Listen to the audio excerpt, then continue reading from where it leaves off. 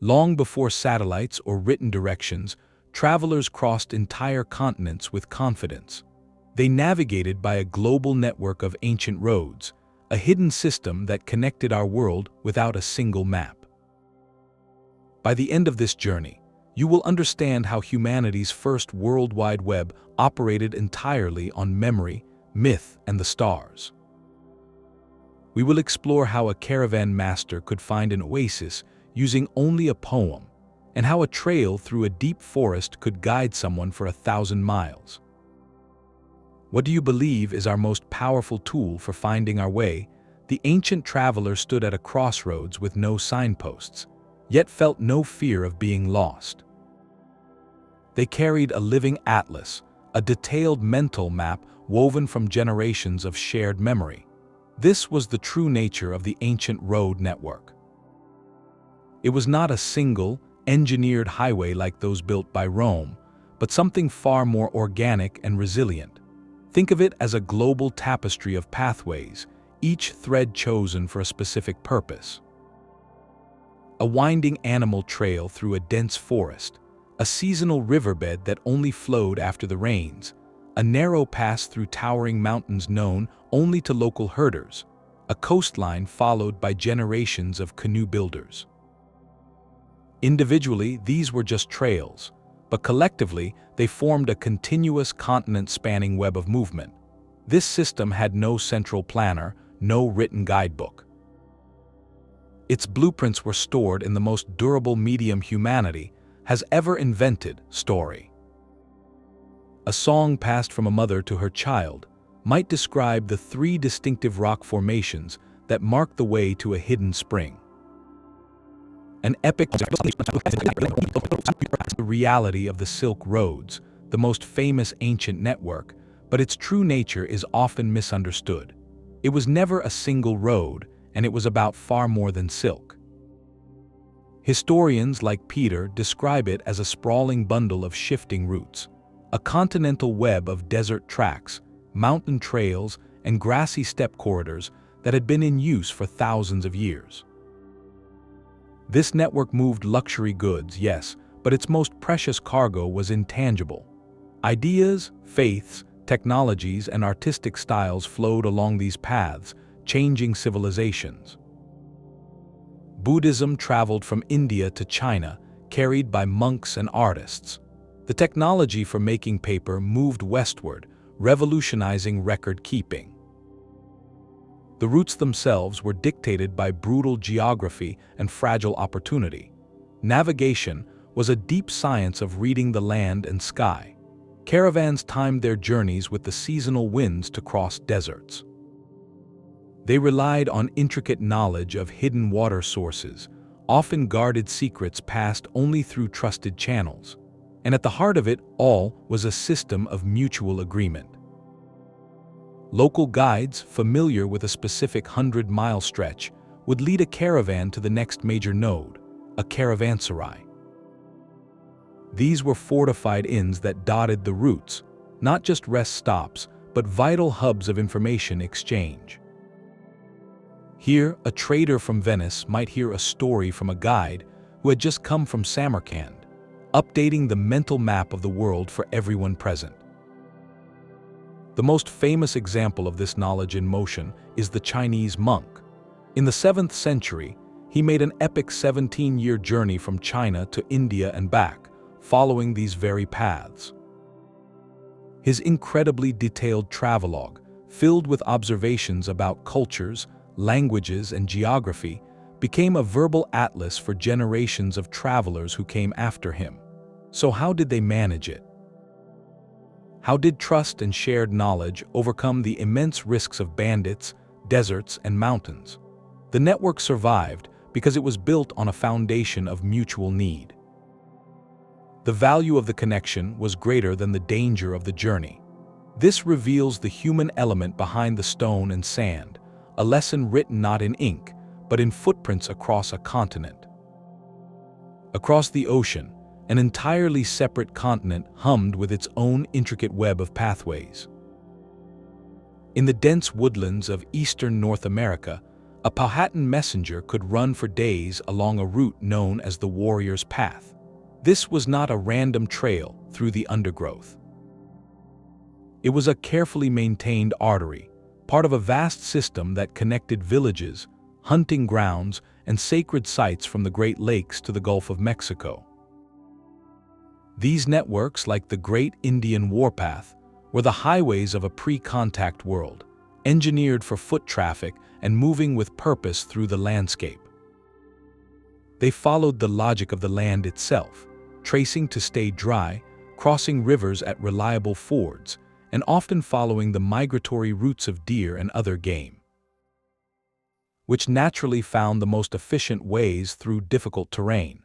Navigation was a continuous conversation with the environment.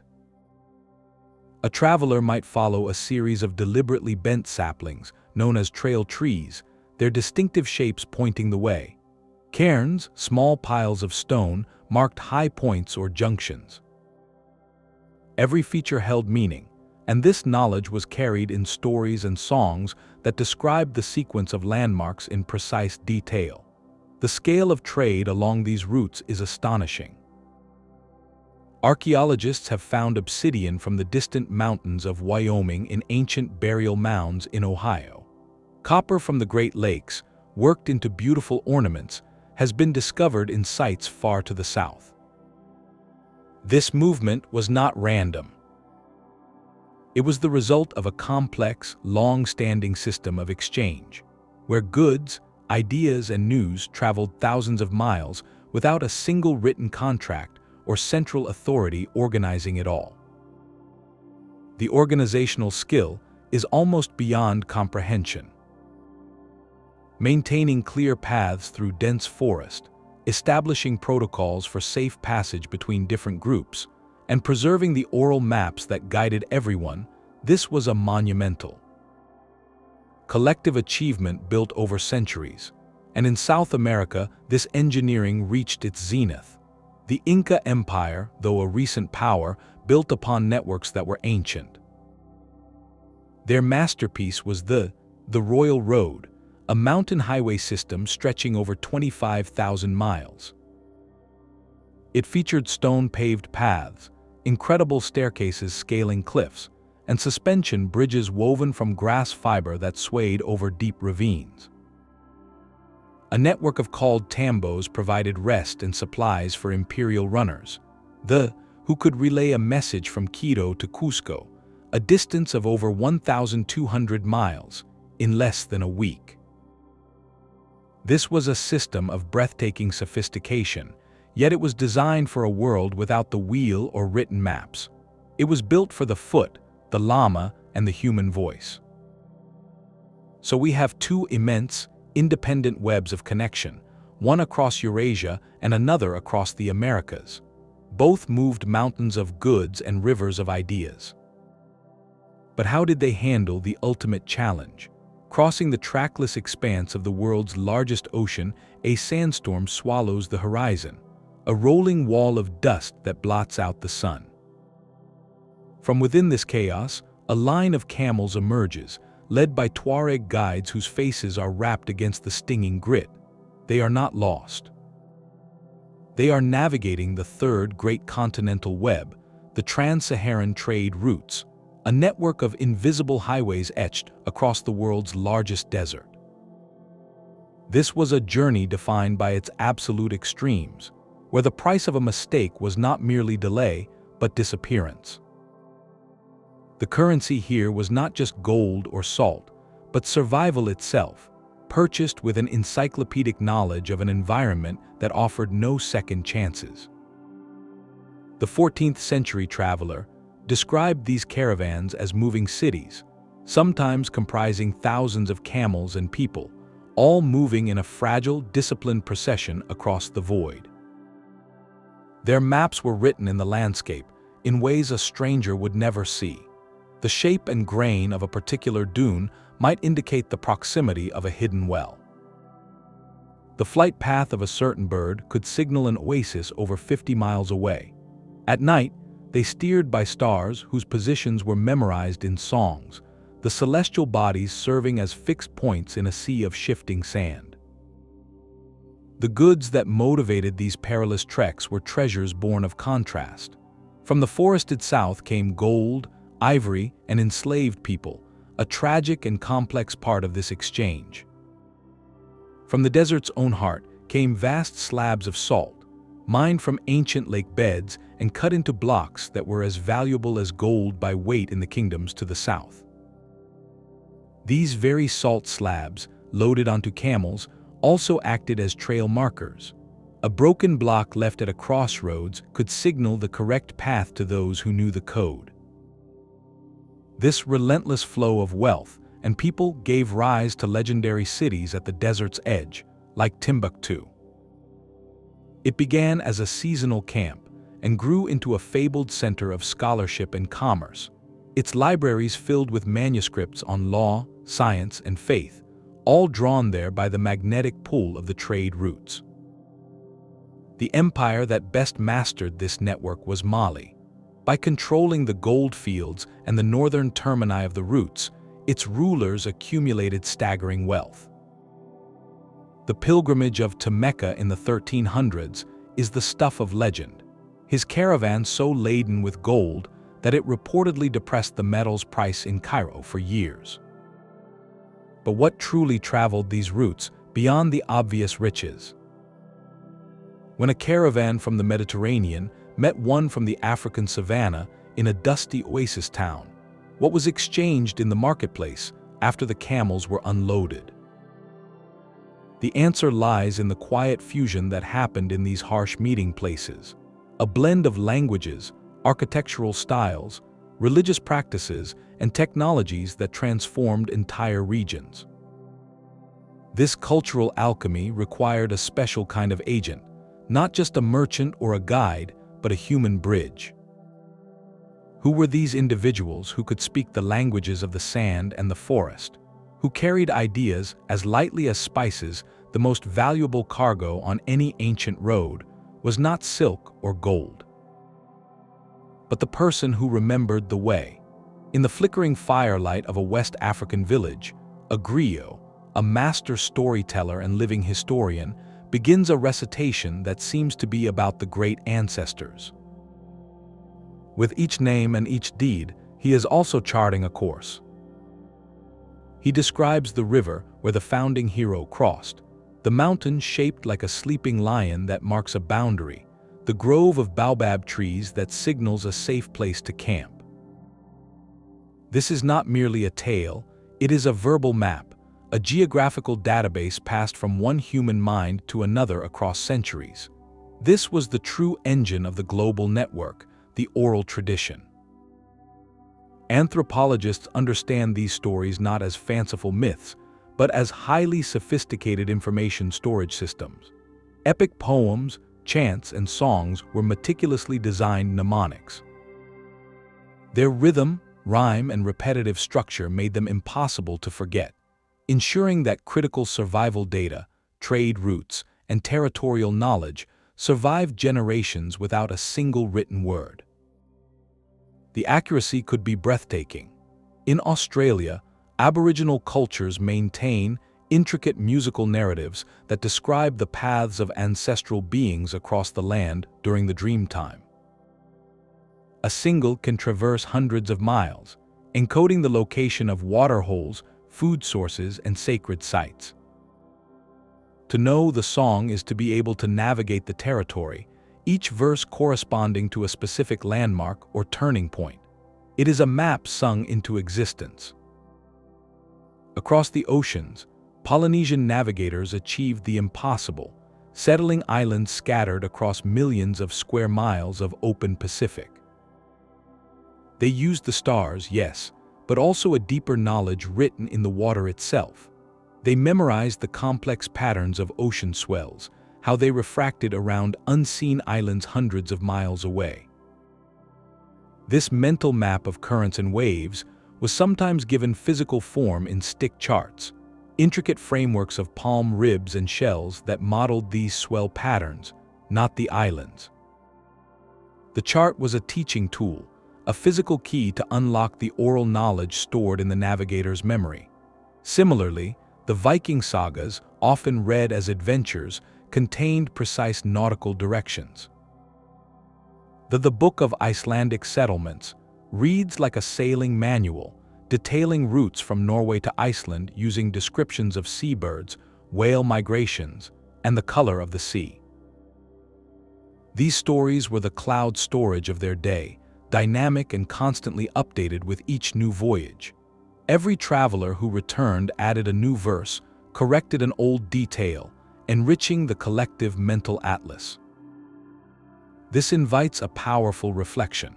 In our world of instant GPS and digital cartography, what have we gained and what have we quietly let go? We have gained incredible precision and convenience. But we may have lost a profound, embodied connection to the landscape, that deep literacy that reads meaning in the shape of a cloud, the behavior of an animal, or the taste of the wind. The ancient world's maps were not tools you consulted, they were knowledge you carried within you, a part of your cultural identity and your very understanding of the world. So if the roads were remembered in song and the seas were mapped in stories, how did this invisible network finally become visible to us? How do we, centuries later, trace the ghostly footprints of these forgotten journeys to find your way across a trackless sea? You first must learn to read the sky. Under a pristine night sky, far from any modern light, the stars are not just points of beauty, they are a vast, rotating clock and compass. Ancient astronomy was humanity's first global positioning system, a silent, universal language understood by travelers from every corner of the world. What is truly remarkable is how cultures separated by vast oceans, with no possible contact, all looked up and devised their own sophisticated systems to chart their courses. The Polynesian navigators of the Pacific did not use a magnetic compass. Instead, they conceptualized a star compass, a mental construct where the horizon was divided into 32 houses. As specific stars rose and set in these precise houses, they created a celestial map. A navigator memorizing the path of, say, the star Arcturus knew that when it rose directly ahead of his canoe, he was on course for a specific island group. This was dynamic navigation, requiring the memorization of hundreds of star paths for different seasons and destinations. On the other side of the world, Bedouin traders crossing the Arabian desert relied on a different set of constellations. Their knowledge passed down in poetry that tied the stars to desert landmarks and seasonal water sources. And far to the north, Norse sailors venturing into the Atlantic used the constant North Star, Polaris, as their fixed guide, while the arc of other stars told them their latitude. The sun was just as crucial as the stars. Its journey across the sky marked not just the hours, but the very windows for safe travel. The solstices, the points where the sun reaches its highest and lowest points, were critical calendar events. They signaled when mountain passes would be free of snow, when desert temperatures might become manageable, or when the monsoon winds would shift to favor an ocean crossing. This knowledge was sometimes etched into the landscape itself. In places like Canyon in the American Southwest, researchers have found intriguing solar markings. A single dagger of sunlight, piercing through a carefully aligned slit in a rock wall, would strike a spiral petroglyph only on the summer solstice. This could have served as a precise, community-wide calendar, telling people it was time to begin trading journeys or ceremonial gatherings that required long-distance travel. Perhaps one of the most ingenious tools came from the Norse sailors facing the overcast skies of the North Atlantic. Historical accounts and sagas mention the use of a sunstone, a crystal of a mineral like cordierite. When you look through this crystal and rotate it, it polarizes light, revealing the sun's position even through thick cloud cover or fog, a literal way to see the invisible. This shared celestial dependency points to a profound commonality. A Polynesian wayfinder standing on the deck of his canoe, a Tuareg guide in the deep Sahara, and a Viking helmsman in the mist all shared the same reference points. They all navigated by the same sun, the same moon, the same slow wheeling of the stars. This created a shared human experience of the cosmos, a silent bond between travelers who would never meet.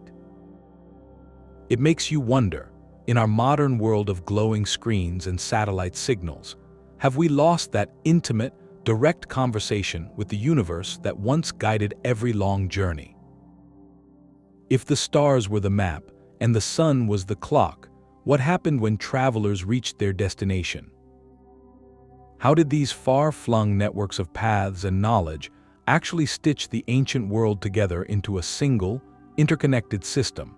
The landscape itself was the most detailed page of the ancient atlas. For a traveler without a compass, every element of the natural world held meaning, a silent language waiting to be understood. They read the environment with a fluency we have largely forgotten. In northern forests, moss grows thicker on the north side of tree trunks, a subtle but reliable indicator of direction carved by prevailing winds and sun exposure. The flow of a river was more than just water moving. It was a directional arrow, leading to larger communities or to the coast. Even the plant life told a story. The sudden appearance of willows or cottonwoods signaled a hidden water source long before it was visible.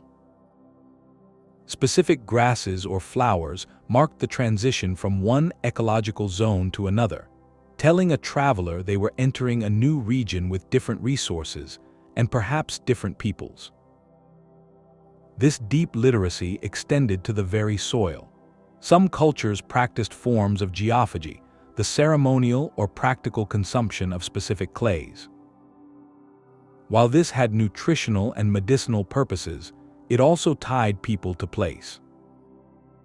Knowing which earth was safe to eat from a particular ancestral salt, lick or clay deposit was a form of territorial knowledge, a way of literally ingesting the map of one's homeland. Ethnobotanists studying oral traditions note that waypoints were rarely grand monuments. More often, they were singular, memorable features a lone traveler could not miss. A lightning tree standing apart from the forest, a peculiarly shaped boulder that looked like a resting bear, even a massive, ancient anthill at a trail fork. These became the street signs of the ancient world, referenced in stories and songs to confirm you were on the right path. Human ingenuity often built upon nature's own engineering. One of the most universal trail-finding strategies was to follow the animals. Migratory herds of caribou, bison, or deer do not wander aimlessly. They find the most energy-efficient routes through mountains, around swamps, and across rivers. Human hunters observed these paths, and in time, these game trails became the foundational routes for trade and travel, gradually widened by countless footsteps. To mark these trails for others, people created subtle signs. Cairns, carefully stacked piles of stone, were placed on high ridges or at confusing junctions, visible from a distance. In the forests of North America, certain Native American groups created trail trees by deliberately bending and securing young saplings, which would grow into distinctive, horizontal shapes pointing toward a water source or a safe crossing. Consider the people of the Alaskan Arctic navigating a world of ice and water with breathtaking precision. They did not see a barren, white expanse. They read the coastal ice formations, understanding which shapes indicated stable ice and which signaled dangerous, shifting pack ice.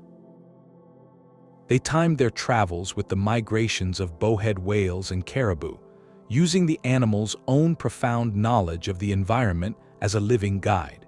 Their routes were a dialogue with the rhythms of other species.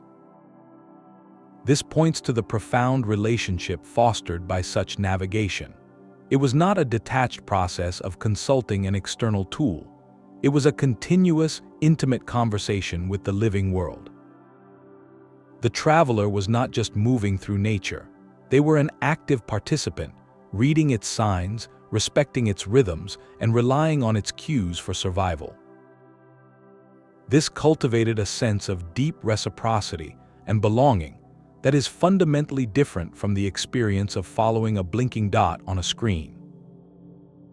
It makes you wonder, in our quest for efficiency and precision, what silent languages of the earth have we simply stopped hearing the scent of cinnamon and cedar, the clink of metal weights, the hum of a dozen tongues? In the bustling heart of an ancient bazaar, commerce was the universal language. This constant, driving need for exchange was the primary engine that built and maintained the global network of roads. Trade did not simply use existing paths, it created them, transforming a hunter's trail into a merchant's highway. Economic historians point to a simple, powerful force: demand. The desire for distant luxuries like silk from China, spices from or amber from the Baltic, and the need for vital essentials like salt, obsidian for tools, or specific medicinal herbs pushed people to venture further than ever before. A village might know a local route to a neighboring valley, but the promise of a rare, valuable commodity from a land 10 valleys away incentivized the connection of those local paths into a long-distance corridor. This process demanded reliability. A merchant investing in a caravan could not rely on chance or a single guide's memory. Trade required repeatable, predictable routes that could be used season after season, turning incidental pathways into established, common knowledge. This led to a fascinating phenomenon: the birth of trade languages. In the marketplaces where the Silk Road met the Mediterranean, Aramaic became a lingua franca, a common tongue for deal-making. Along the East African coast, Swahili emerged, blending Bantu grammar with Arabic vocabulary to serve the bustling Indian Ocean trade. In the Andes, Quechua, the language of the Inca administration, was adopted along the Royal Road to facilitate communication across a vast empire. These were not full languages for poetry or philosophy in their beginnings, but practical tools of commerce, linguistic bridges built out of sheer necessity. To make this system flow even smoother, standardization emerged. Imagine the chaos if every trading post used a different weight for gold or a different length for cloth. Over time, regions developed accepted standards. The shekel, the drachma, specific lengths of cloth, all became units of trust. Even caravan sizes and the protocols for approaching a foreign settlement became somewhat formalized, reducing friction and building a framework of expected behavior that allowed strangers to trade with a degree of confidence. A perfect illustration of this trade-driven network is the Amber Road. For over 1,000 years, this route channeled the golden fossilized resin from the Baltic Sea coast all the way south to the courts of Rome and beyond. The demand for this beautiful, lightweight luxury item in the Mediterranean created a sustained, organized flow of goods north and south. Linking the forests of Prussia with the forums of Italy through a chain of intermediaries and established waypoints, it makes you reconsider a modern idea. We speak of globalization as a recent phenomenon, a product of container ships and the internet. But was it not born in these ancient bazaars? Was the world not being woven together into a single, intricate economic tapestry ago, fueled by the simple, timeless human desires for beauty, utility, and connection? The dusty road to Mecca has been trodden by more feet than any military campaign could ever muster. Across continents and cultures, the human yearning for the sacred carved some of the most enduring and well-serviced pathways into the face of the earth. Religious pilgrimage was not just a spiritual act, It was a monumental feat of civil engineering driven by faith. When millions of people, over hundreds of years, are all compelled to walk toward the same holy site, they do not wander. They find the most practical passes, the most reliable fords, and they wear a permanent groove into the landscape. These pilgrimage routes became the superhighways of the ancient and medieval world, meticulously maintained and richly supplied because of the endless stream of devoted travelers. Consider the Santiago, the way of St. James, leading to the cathedral in Spain. By the 12th century, it was so heavily traveled that what may be the world's first known tourist guidebook was written for it. The Book of St. James provided pilgrims with astonishingly practical advice. It detailed where to find clean water and safe lodging, which local rulers were hospitable, and even warned about the quality of the wine in certain regions. This was not a spiritual treatise alone. It was a peer-reviewed travel blog from the Middle Ages, transforming a sacred intention into a manageable journey. Pilgrimage centers like Santiago, Mecca, or Varanasi became incredible hubs of global exchange. A monk from Ireland, a merchant from Alexandria, and a noble from Bavaria might all meet in a hostel along the, sharing not only prayers but news, maps, and innovations from the corners of their world. This phenomenon was universal. In India, the tradition of yatra, or journeying to ford a sacred river, created a vast circuit of interconnected sites. Pilgrims would travel from temple to temple, their journeys sustaining entire economies of boatmen, food sellers, and guides along the riverbanks.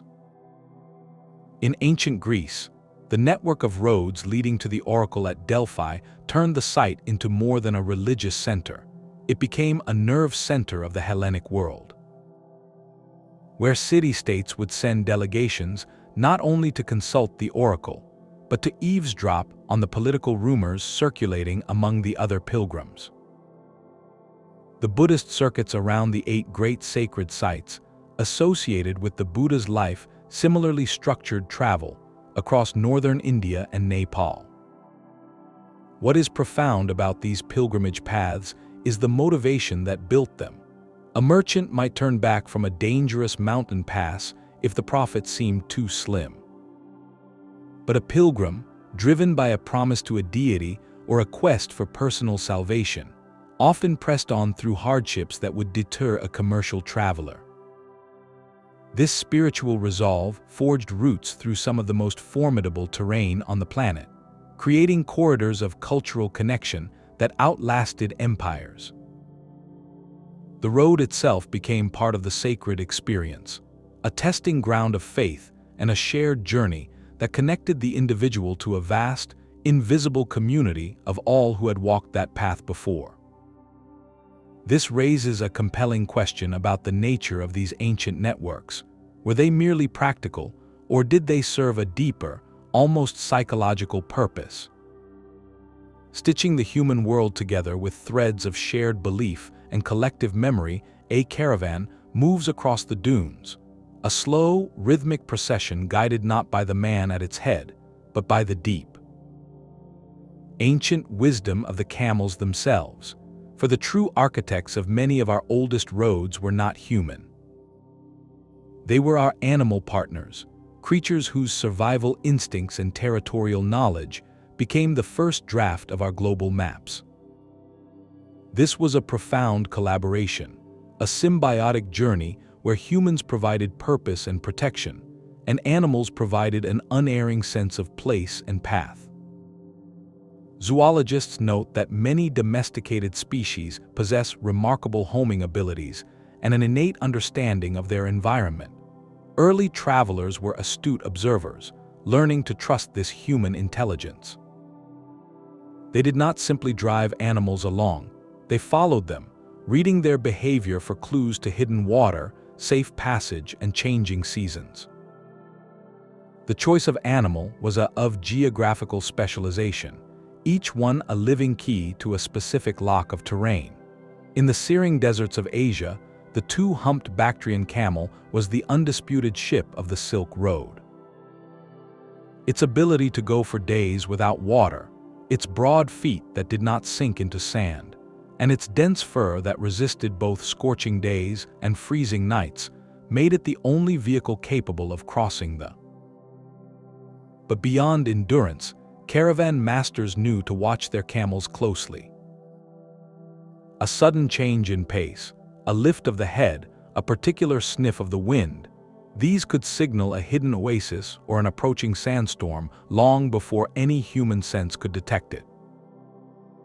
High in the thin air of the Andes, another sure-footed companion took the stage. The llama, domesticated ago, was the engine of the Inca Empire. These animals could carry modest loads along sheer mountain trails where no wheel could ever roll. More importantly, they knew the mountains. Llama herders, following their flocks' preferred grazing routes between highland and lowland pastures, discovered the natural passes and gentle slopes that would later be paved into the. The animals' knowledge of the land, encoded in their seasonal movements, was literally paved into history. In the dense, mist-shrouded jungles of Southeast Asia, elephants served as colossal pathfinders. Their immense strength cleared brush and forged trails, but their true value was their incredible memory. An elephant never forgets, the saying goes, and it proved true for geography. An older elephant could recall trails to mineral licks, water holes, and clearings it had not visited in decades, leading human companions along routes that would have been completely invisible in the tangled undergrowth. Far to the north, across the vast tundra and boreal forests, the reindeer or caribou dictated the rhythm of life. Indigenous peoples like the and the Nenets did not simply hunt these herds, they developed a nomadic husbandry, following the animals' epic annual migrations. These migration routes, etched into the land by countless hooves over thousands of years, became the primary highways of the Arctic, guiding people across frozen rivers, through mountain passes, and to seasonal camps. The knowledge of the drovers and herders who worked with these animals became a vital strand of the oral tradition. Stories were not just about human heroes, but about a particularly wise old camel who always found the well, or a lead elephant who saved a caravan by avoiding a flooded river.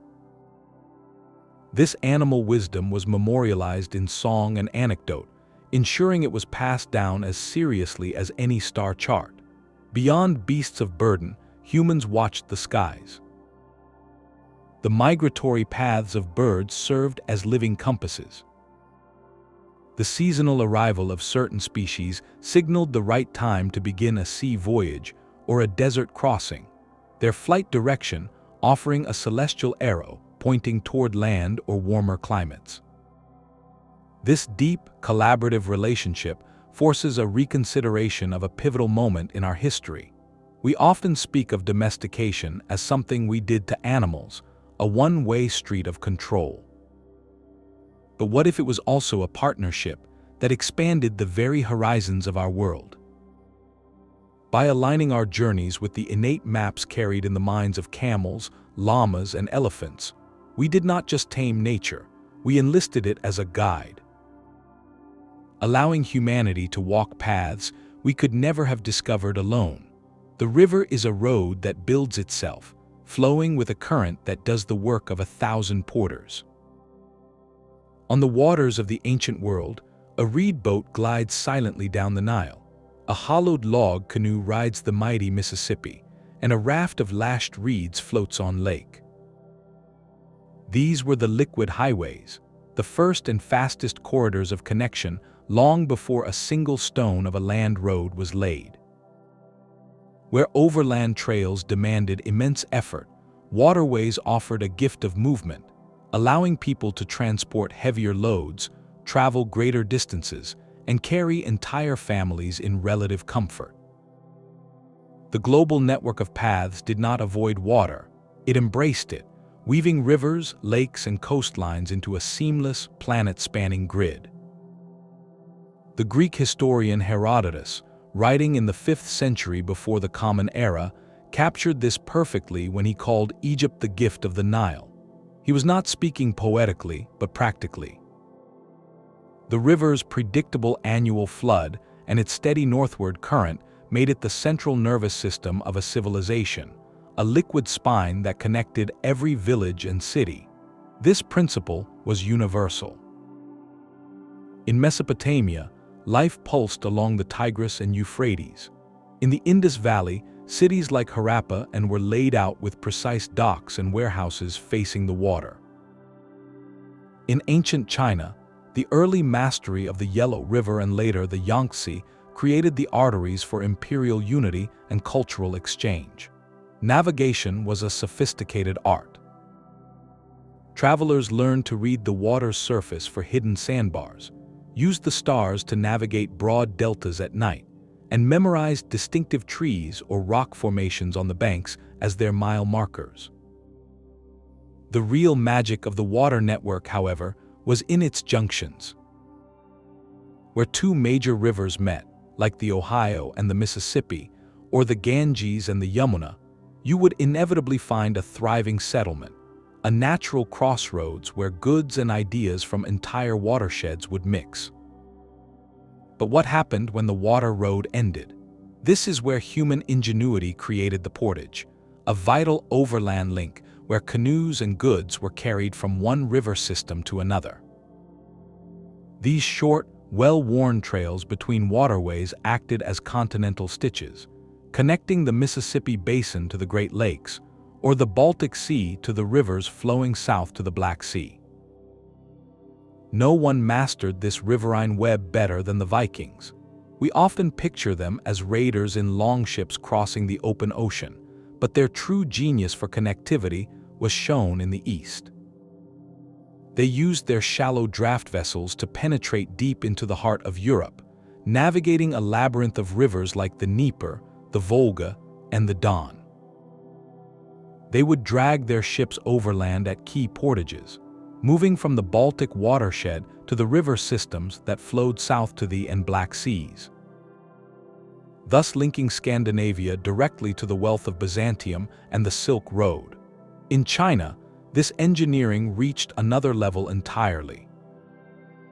From as early as the 5th century before the Common Era, Chinese states began constructing the Grand Canal, a monumental artificial waterway that would eventually stretch over 1,100 miles. It was built to move grain, troops, and administrative orders, but in doing so, it permanently linked the political north with the agricultural south, creating an economic and cultural unity that shaped Chinese history for. An equally sophisticated but less known water network thrived on the opposite side of the globe. Among the indigenous cultures of the Pacific Northwest, from what is now Alaska to Washington State, society was built upon the cedar canoe and the coastal waterway.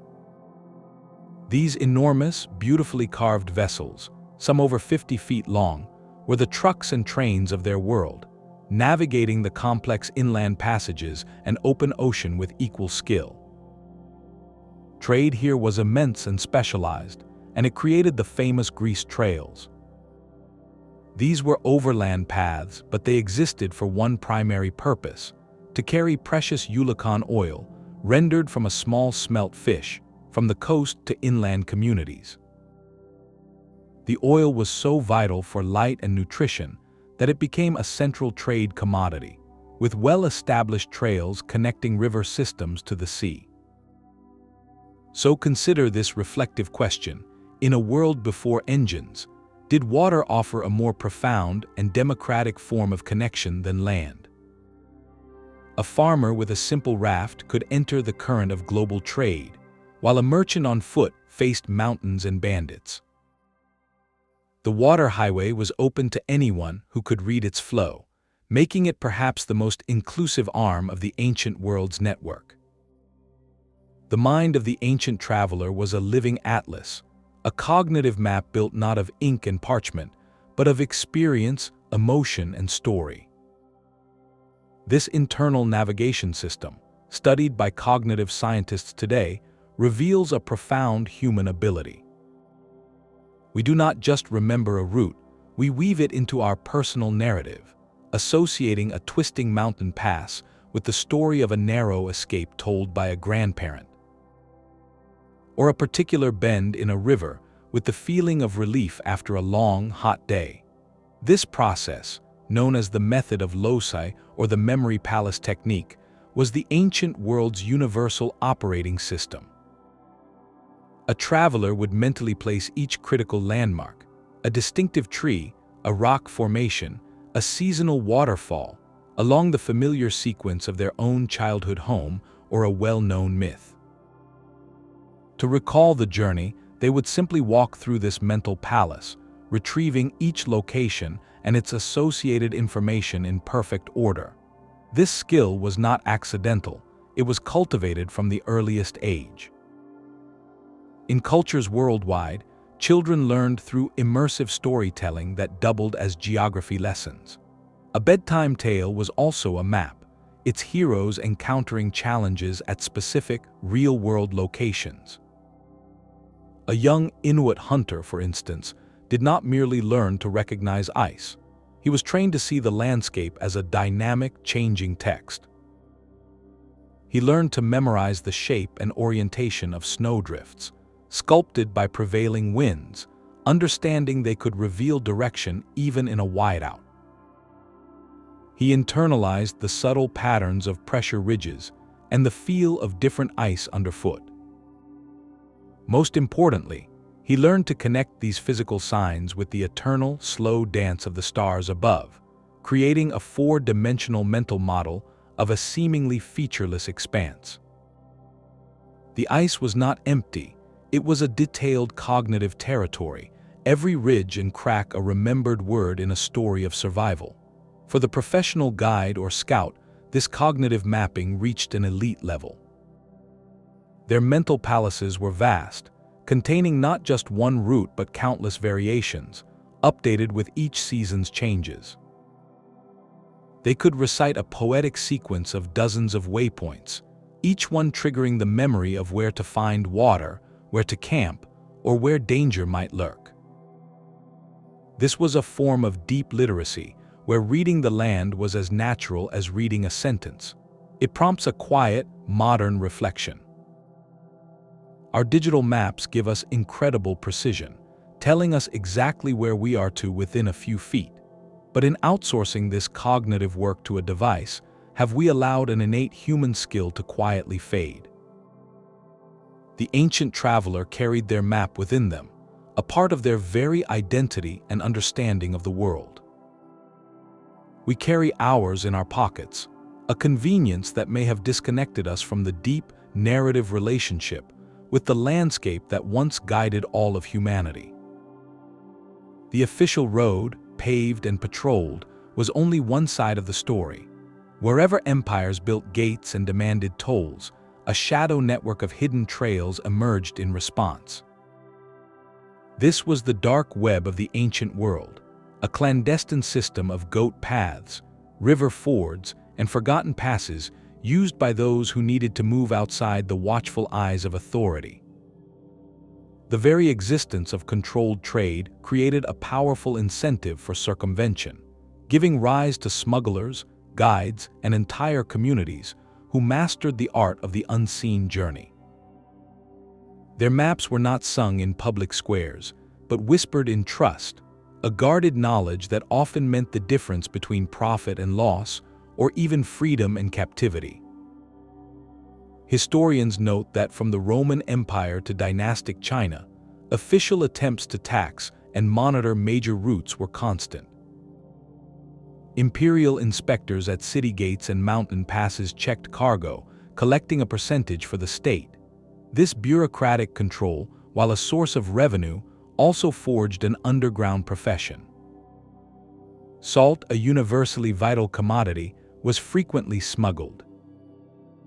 In regions where rulers monopolized salt production or levied heavy taxes on it, secret trails snaked through forests and across unguarded stretches of desert to move the precious mineral into markets where it could be sold tax-free. These smugglers needed an even more intimate knowledge of the land than official merchants. Their routes deliberately avoided the obvious and the hospitable. They traversed treacherous mountain scree slopes where no imperial soldier would bother to post a guard, or followed the beds of seasonal streams that left no permanent trail. They moved by night, using stars for guidance and animal calls for signals. The knowledge required was not just geographical, but social. It involved knowing which remote village would offer safe harbor, which local chieftain could be bribed with a portion of the cargo, and which seasons brought the heaviest enforcement patrols. An illustrative example can be found in the annals of many cultures, where communities living in rugged borderlands, like the Caucasus Mountains or the Scottish Highlands, became experts at moving goods through labyrinthine terrain that confounded central authorities. Their entire economy and identity could become intertwined with maintaining these secret corridors. This shadow network also served those seeking to escape conflict or persecution. While we must frame this with care, historical research suggests that during times of hardship or forced displacement, these unofficial paths provided avenues for movement outside of controlled channels.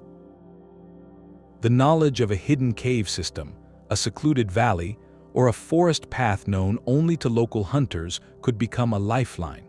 This reality invites a broader question about innovation. Does the drive to circumvent restriction often fuel the most creative forms of wayfinding? The smuggler, the guide operating outside the law, had to be more observant, more adaptable, and more ingenious than the merchant on the official road.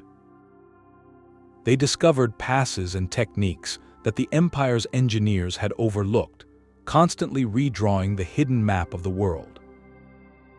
In a sense, the shadow network was a testament to human resilience and the irresistible urge for connection, even when the main gates were firmly shut. It reminds us that for every grand, stone-paved highway celebrated in history, there were a dozen unseen footpaths, trodden by those who wrote their maps in secrecy and necessity. The desert does not forget a road, it simply reclaims it. One season, a well-trodden path leads a caravan safely between two oases. A generation later, that same route vanishes beneath a relentless tide of sand, erased by a shift in the wind or a prolonged drought. This was the ever-present reality for the ancient traveler. Environmental change was not a distant theory. It was a constant, powerful sculptor of the global network, forcing it to breathe, shift, and adapt with the rhythms of the planet. The true genius of the system lay not in fixed stone, but in fluid knowledge, a living database updated with every journey and passed on with crucial amendments. Scientists who study the intersection of human history and Earth processes uncover this story in unexpected places. By analyzing ice cores from glaciers and sediment layers from ancient lake beds, they can read a detailed climate diary stretching back thousands of years. These records show periods of abundant rainfall that turned parts of the Sahara into savanna, opening green corridors for easier travel and cultural exchange. Conversely, they reveal centuries-long droughts that would have desiccated known water sources, rendering certain desert crossings impossible and forcing trade to find new, more difficult paths. In Europe, the period known as the Little Ice Age, from around the 14th to the 19th centuries, brought advancing glaciers and longer winters. Mountain passes that had been reliable for centuries became choked with ice and snow for more of the year, severing communities and rerouting the flow of goods and people. The network had to contract and find lower, if more circuitous, alternatives. The Earth itself could rewrite the map in an instant. An earthquake might collapse a crucial canyon trail, but it could also thrust up a new, more accessible ridge. A volcanic eruption could bury a landscape in ash, making it unrecognizable, but the cooled lava flows could later provide a firm, level roadbed across previously boggy terrain. Nowhere was this environmental dynamism more dramatic than in Mesopotamia, the land between the Tigris and Euphrates rivers. These rivers were not static lines on a map. They were living, meandering forces.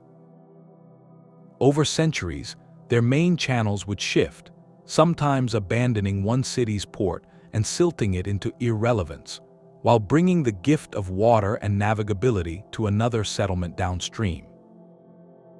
The fate of entire trading cities, their wealth and power, could rise or fall based on the whims of a river's course. A city that was a major hub on the network could, within a few generations, become a backwater, its grand roads leading to a dry, abandoned waterfront. This constant state of flux demanded a profound resilience from the keepers of root knowledge. It was not enough for a guide to memorize his grandfather's path. He had to listen to travelers arriving from distant regions, incorporating their reports of a new landslide that blocked a pass, or a seasonal spring that had unexpectedly failed. The oral tradition was not a static recording, it was a living document, a wiki of the ancient world, continually edited by collective experience.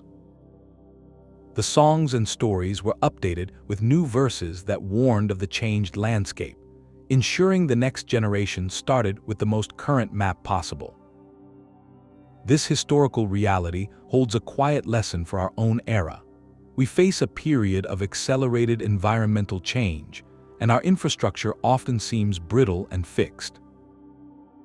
But these ancient networks show us a different model of resilience, one built on adaptability, on deep observation of the natural world, and on social systems designed to share critical information quickly. They succeeded not by fighting change, but by learning to flow with it, by understanding that the map is never finished and the true destination is not a place, but the knowledge of how to keep moving forward. The first glimpse of a lantern's glow on the darkening horizon was not just a sight, it was a profound feeling of relief. After a brutal day's march across a silent desert or through a mountain pass, the distant lights of a caravanserai meant safety, water, and human connection. These fortified inns were far more than simple rest stops. They were the beating hearts of the ancient road network, the critical nodes that made journeys of thousands of miles not just possible, but sustainable. Without them, the global web of paths would have been a skeleton without muscle, unable to support the constant flow of life. Their placement was a science of necessity. Engineers and local guides calculated a standard day's travel for a loaded camel or a foot caravan, often about 20 to 30 miles, and positioned these accordingly. This created a rhythmic pulse of travel, a dependable cadence where the anxiety of the unknown was replaced by the comfort of a known destination before nightfall. Over decades, what began as a simple walled enclosure with a well could blossom into a full-fledged town. Shops would spring up to cater to travelers, craftsmen would settle to repair saddles and wagons, and farmers would cultivate nearby land to supply the kitchens. The Caravanserai of the Seljuk Empire, built across Anatolia and Central Asia in the 11th through 13th centuries, exemplify this vision. They were often monumental structures, with high walls for defense, a single fortified gate, a central courtyard for unloading animals, and arcades of rooms on 2 levels, with stables below and lodgings above. The 14th century Moroccan traveler described them as indispensable, noting they provided security from bandits and a place where merchants from conflicting regions could meet under a temporary truce of shared exhaustion and need.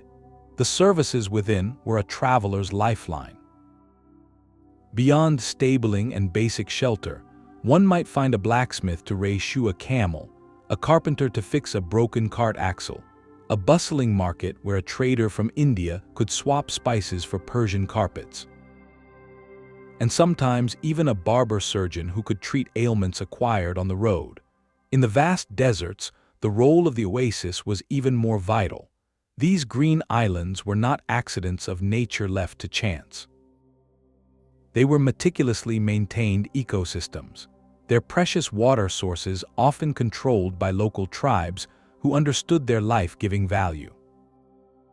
Palms were cultivated for shade and fruit, irrigation channels were carefully dug and cleared, and the knowledge of how to preserve these pockets of life was passed down as sacred duty. Stepping into the central courtyard of a busy caravanserai at sunset was like plugging into the ancient world's internet. Here, information traveled faster than any single person could. A merchant just arrived from the west would share news of a war that had closed a mountain pass. A pilgrim from the east might describe a new ruler in a distant city who had lowered trade taxes. Stories, jokes, religious debates, and technological tips swirled in the air with the smells of cooking food and animals. A new design for a saddle that reduced chafing could spread across continents within a few seasons, carried not by official decree, but by the casual conversation of tired travelers around a communal fire. In this way, these hubs of rest did more than sustain the body, they accelerated the mind, making the road itself a university of human experience. So we must ask, in our world of anonymous highway rest areas and sterile airport lounges, have we lost something essential, that vibrant, chaotic crossroads where the journey itself was as important as the destination, and every stranger carried a piece of the map in the form of a story at a lonely desert crossroads? A traveler offers no gold to the local guide. Instead, he shares a vital piece of news: a flash flood has washed out the northern pass. This information is his currency, and with it, he purchases safe passage south. Across the ancient world, knowledge itself was a form of wealth, traded and bartered to navigate the physical and social landscapes. This created a sophisticated economy of information, where trust and timely intelligence were as valuable as any silk or spice. Anthropologists studying these systems describe them as gift economies, where the exchange of goods and services builds relationships and social bonds, rather than just accumulating material wealth. Offering critical knowledge was a powerful way to enter this system, to build the trust necessary for survival. A traveler arriving at a new settlement might be asked not for money, but for news. What was happening in the lands they had just crossed? Had the rains come to the eastern plains? Was the chieftain in the next valley welcoming to outsiders? The answers determined whether the traveler would be fed, sheltered, and guided forward. In return for this hospitality, the traveler had a sacred duty to share whatever useful intelligence they carried. This could be a new technique for finding water, a warning about a predator in a certain canyon, or even a song from a distant culture that contained hidden geographical clues. The exchange was reciprocal and deeply personal. This system gave rise to specialized roles. Professional guides and interpreters were not just hired hands, they were brokers of trust and cultural understanding. Their value lay not only in knowing the terrain, but in knowing the people along it, who to approach, what customs to observe, what gifts to present. They held the social map that overlay the physical one, and their services were paid for in goods, in loyalty, or in equally valuable information they could use on their next journey. A profound example of this knowledge-based network is found in the islands of Melanesia, with the Kula ring. This was a ceremonial exchange system spanning hundreds of miles of open ocean. Men would undertake perilous voyages in outrigger canoes to exchange two types of shell valuables: necklaces that traveled clockwise and armbands that traveled counterclockwise around the archipelago. The objects themselves had little practical use, but their movement was everything. To give a Kula gift was to establish a lasting partnership. The real treasure was the relationship forged, which guaranteed the traveler safe passage, hospitality, and alliance whenever he sailed through his partner's waters. It was a system that transformed potentially hostile territories into a web of friendly ports, using ceremonial exchange to map out a social highway across the sea.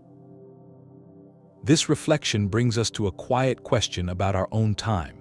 In our modern world, data is abundant and often free. We can download a map of anywhere in seconds. But has this incredible access devalued the kind of knowledge that was once currency?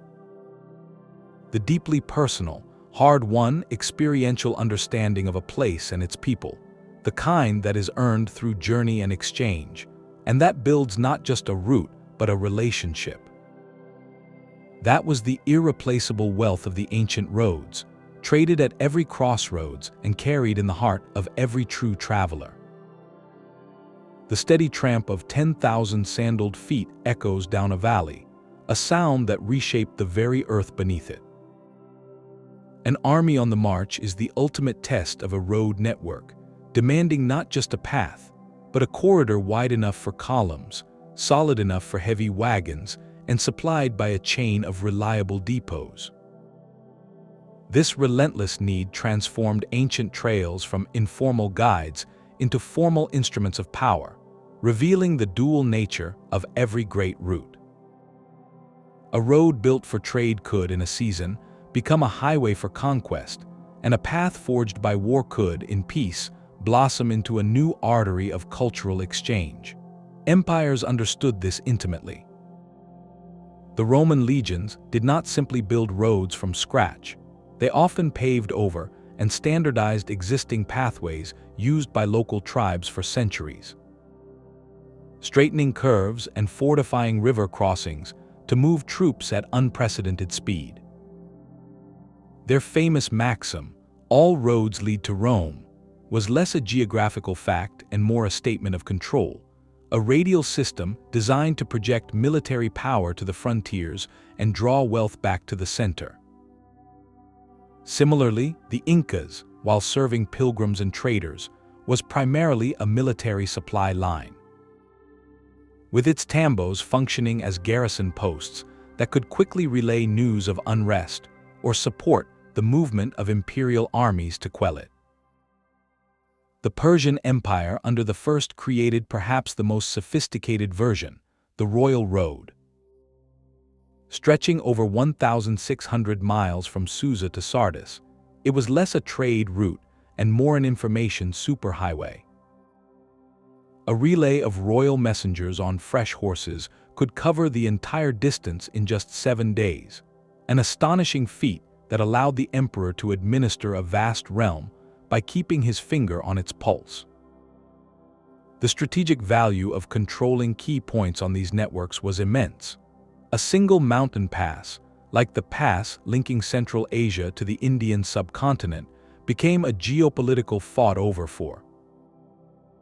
Whoever held the ford of a major river controlled the flow of all commerce and communication across a region. Warfare, therefore, was as much about seizing these nodes on the network as it was about defeating armies in the field. This dynamic could violently disrupt existing patterns. A trade route rendered unsafe by conflict might be abandoned for generations, forcing merchants and migrants to pioneer dangerous new trails through even more remote territory. Yet paradoxically, conflict could also integrate.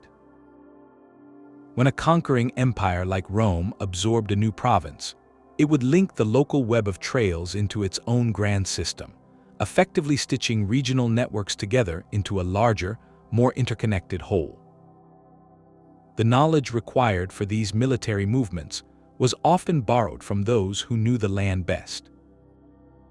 The Carthaginian general, Hannibal's legendary crossing of the Alps with war elephants in the 2nd century, before the Common Era, stands as a testament to this. Historians still debate his exact route, but his success relied on more than boldness. It almost certainly depended on intelligence from local Celtic tribes, guides who knew which high passes were negotiable in autumn and where to find grazing in the high valleys. Their intimate, military knowledge of the terrain was co-opted for a monumental act of war. This presents us with a difficult reflection, a historical paradox written in stone and soil. The same road that carried spices and ideas could also carry the spear and the standard. The same mountain pass that connected cultures could become a fortified border. Did the drive to conquer, to control, ultimately accelerate the interconnection of our world, even as it brought periods of immense hardship? It is a complex legacy, where the paths to peace and the roads to war were, for thousands of years, one and the same. A faint line, straight as a ruler, cuts through the dense canopy of a Guatemalan rainforest, visible only from the air. On the ground, it is nothing but a moss-covered ridge, a subtle swelling in the earth that a traveler would simply walk over without a second thought. This is a ghost road, a silent artery of a world that has long since passed. Across the globe, countless networks of paths and highways did not simply evolve. They vanished, their purpose erased from memory and their stones swallowed by soil and roots. The story of these lost roads is a haunting counterpoint to the thriving networks we have explored, a reminder that connection is fragile, and that the map is always being redrawn by forces beyond any traveler's control. Archaeologists now peer into these forgotten landscapes with new eyes. Technology like LIDAR, which uses laser pulses to see through dense vegetation, is revealing ghostly grids of roads beneath forests where no path seems to exist. These digital surveys are uncovering the skeletons of lost networks, showing us that the ancient world was even more interconnected, and in some places more densely populated than we ever suspected. The causes of their disappearance are as varied as the roads themselves, of the great pressures that can unravel a society's bonds. In the Maya lowlands, the civilization's sophisticated white roads, known as once-connected city-states across hundreds of miles.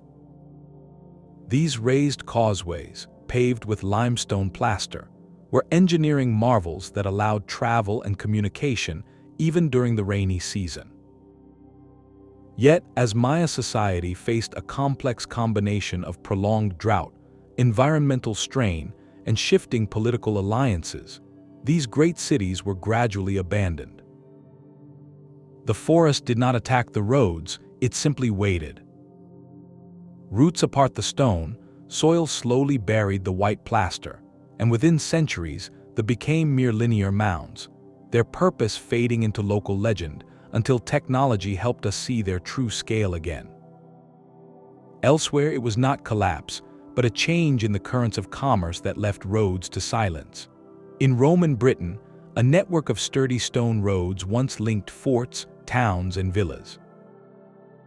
But when the empire, its legions in the 5th century, the economy that required and maintained those roads fragmented. Without centralized authority and long-distance trade, the local population had little need for a highway leading to a distant, empty garrison. They began quarrying the neatly cut stones for their own homes and farm walls. The roadbed, overgrown and unused, slowly sank back into the meadow, leaving only occasional straight hedgerows or parish boundaries as clues to the mighty military highway that once lay beneath. The same story played out along the Silk Roads, but for a different reason. For centuries, the overland routes through Central Asia were the only link between East and West. Then, in the 15th and 16th centuries, European mariners mastered long-distance ocean travel. A single large ship could carry the cargo of 100 camels at a fraction of the risk and cost. Almost overnight, entire branches of the terrestrial Silk Road fell into disuse. Caravanserais emptied, guides found new work, and the shifting sands of the desert began their slow, patient work of burial. The world's economic heartbeat had shifted from the backs of camels to the holds of caravel ships, and a continent's worth of pathways was relegated to memory. Some of these lost roads are complete enigmas, their builders and purpose utterly unknown. High in the Peruvian Andes, there exists a network of ancient paved roads and way stations that predates the Inca Empire by centuries. Early Spanish chroniclers noted them, and even Charles wrote about their mysterious presence during his voyage. Locals call them simply the roads of the ancients. Archaeologists have mapped them, but the culture that built this high-altitude network, why they needed it, and where they ultimately went, remains one of the great quiet puzzles of the Americas. The roads are there, solid and undeniable, but the story they were meant to tell is a language we have not yet learned to decipher. This invites a powerful, forward-looking reflection. We have built our own global network, a planet wrapped in asphalt, railways, and flight paths. It feels permanent, essential, the undeniable skeleton of modern civilization. But the ghost roads of the past ask us a quiet question. What will an archaeologist see 1,000 years from now? Will they fly over a silent, forest-choked landscape and see the faint, straight lines of our interstates, wondering what urgent purpose drove people to cut such swathes through the mountains? Will they puzzle over the crumbling overpasses and silent airports, trying to piece together why we needed to move in such vast, relentless numbers? Our networks are no more immune to the tides of climate, economics, and technological change than those of the Maya or the Roman Britons. The only real difference is that we are here to witness our own roads in their prime, bustling with life, unable to imagine them as future ridges in an overgrown field. The most valuable goods never appeared on a merchant's ledger. A caravan would arrive at a dusty caravanserai, its camels laden with silks and spices, but its most transformative cargo was carried in the minds and memories of the people who walked beside them. A new melody played on a strange stringed instrument, a different way of drawing the human form in a painted scroll, a recipe that used unfamiliar spices to transform a simple meal. These were the intangible treasures that traveled the ancient roads, the cultural DNA that reshaped civilizations. While silk and gold moved economies, it was ideas, beliefs, and innovations that moved history, transmitted along these routes like impulses along the nervous system of humanity. An expert in the history of science might point to the quiet journey of paper. Invented in China around the 2nd century before the Common Era, the technology for making paper did not stay put. It traveled west along the Silk Roads, reaching the Islamic world by the 8th century and Europe several centuries later. This was not a physical product being traded in bulk, but a set of instructions, a technique passed from one artisan to another. Its adoption revolutionized record-keeping, administration, and the spread of literacy, becoming a foundation for modern thought. Similarly, the numeral system we use today, including the concept of zero, originated in India. Arab mathematicians adopted and refined this system, and through texts and traders, it eventually spread to Europe, replacing cumbersome Roman numerals and enabling new leaps in mathematics and commerce. These were silent revolutions, traveling at the speed of a walking caravan. Religions found pathways along these same corridors of connection. Buddhism did not spread by conquest from India to China, Korea, and Japan, but through the footsteps of monks and the translation of sutras carried by pilgrims and merchants.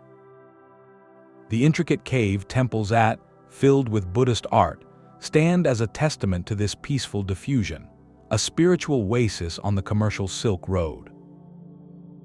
Christianity spread along Roman roads and later, found new routes through trade networks into Africa and Asia.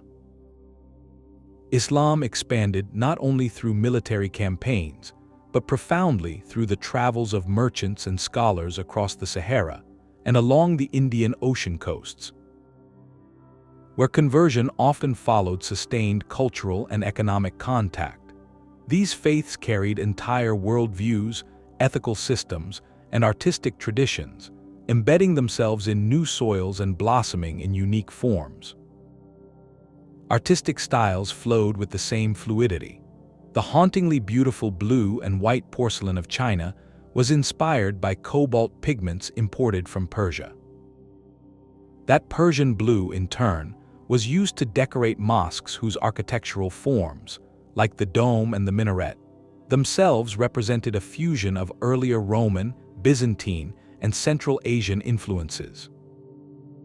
In Southeast Asia, the sculptural depiction of the Buddha shows a clear blending of Indian Gupta style with local aesthetic sensibilities, creating something entirely new. Even food, the most intimate of cultural expressions, was transformed. Citrus fruits, sugarcane, rice, and cotton moved from their origins in Asia to become staples across the Middle East and the Mediterranean, fundamentally altering diets, agriculture, and clothing. This transmission was not always a gift. The network's connective power had a profound and sobering cost.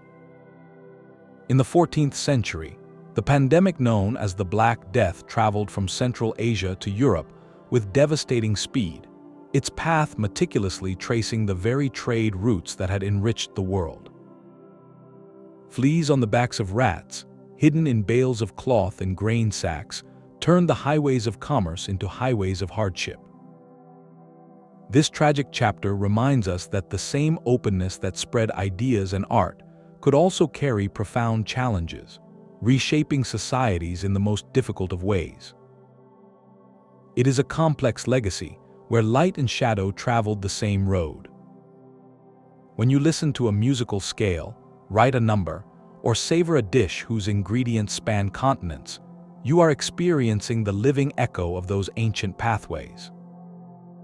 Our modern global culture, with its blended traditions and shared knowledge, is not a recent invention. It is the latest iteration of a conversation that began ago, whispered along 1,000 forgotten trails, carried by travelers who offered stories, songs, and seeds as their most precious currency. From high above, the continents reveal their logic. Great mountain ranges rise like the spines of slumbering giants, river valleys carve deep furrows into the plains, and vast deserts sprawl like oceans of sand and stone. This was the original blueprint, the unyielding topography that whispered to every traveler where they could and could not go. Ancient roads were not drawn on a blank slate. They were discovered in the folds of the earth, following the path of least resistance with a patient, collective wisdom. Human ingenuity did not seek to conquer this geography outright, but to engage in a clever, respectful dialogue with its immutable forms. Geographers describe this in terms of the natural ease of movement from one point to another. The most vital connectors were often saddle points, the low, gentle dips between two higher valleys or mountain peaks. These were nature's own doorways, and every culture in every era learned to find them. A traveler moving from one watershed to another would instinctively seek out these saddles, for they offered the most efficient crossing with the least expenditure of energy. This fundamental principle is why certain locations on the planet have been crossroads regardless of which empire held power. The pass, a narrow gap through the Hindu Kush Mountains, has been the main artery between Central Asia and the Indian subcontinent for over 2,000 years. Armies, merchants, and migrants have all funneled through this same geological pinch point, its strategic importance dictated solely by the surrounding walls of rock. Similarly, the Isthmus of Panama, that slender bridge of land between two oceans, has always invited a shortcut. Long before a canal was dug, indigenous trails crossed it, and later, Spanish gold was carried overland from the Pacific to the Atlantic. The land itself created a perpetual hub. This collaboration with the landscape took many brilliant forms. Along coastlines, routes naturally developed just inland from the shore, avoiding the soft, shifting sands of the beach while providing access to both marine resources and a clear, obstacle-free corridor that bypassed dense, inland forests or swamps. In forested and hilly regions, trails frequently followed. This was of practical navigation. Walking along the crest of a ridge kept travelers on drier, firmer ground, away from the muddy, insect-filled valleys below. It also provided vital visibility, allowing a scout to see the lay of the land for miles ahead and spot the smoke from distant settlements. A perfect illustration of this topographical logic is the ancient network along the Appalachian Mountains in North America. A major trail, later known as the Great Indian Warpath, ran for hundreds of miles along the eastern side of the mountain chain's crest. It connected countless smaller trails that led into the valleys on either side, creating a continental-scale backbone for travel and trade. The route was not arbitrary. It traced a natural corridor where the mountain slopes were gentler, the gaps between peaks were navigable, and reliable springs could be found. It was the land offering a highway and people accepting the invitation. This relationship forces a quiet reflection on our modern world. We now build tunnels that pierce straight through mountains and bridges that vault over canyons. Are these awe-inspiring feats the ultimate triumph over the landscape, a declaration of independence from its old constraints? Or have they, in some subtle way, disconnected us from the intimate, negotiated relationship our ancestors had with the earth? We travel faster, but we no longer feel the gentle persuasion of a saddle point or understand why a city grew where it did, at the foot of a pass or the bend of a river. The old roads listened to the land. Our new ones often ask it to move aside. A journey began not with a map scale, but with a simple question: how many sleeps until we arrive? In a world without standardized measurements, distance was a deeply personal and fluid concept, woven from the rhythms of the human body and the turning of the seasons. It was measured not in abstract miles, but in the tangible experience of effort and time. A destination might be described as a journey of 10 days' walk, or perhaps 3 moons if traveling by caravan. This was time-distance, a way of understanding space through the lived reality of moving through it. The Roman legionary measured his progress in leagues, a unit defined as the distance a man could walk in a single hour, roughly 1.5 modern miles. His pace was the ruler. In the Andes, the Inca used the topo, a land measure that could vary based on the terrain, but was fundamentally understood as a day's journey for a person carrying a load. These were not precise, scientific units, but practical, embodied ones. They acknowledged a fundamental truth that our GPS systems often ignore, that the distance between 2 points is not fixed. It changes with every step, every slope, and every season.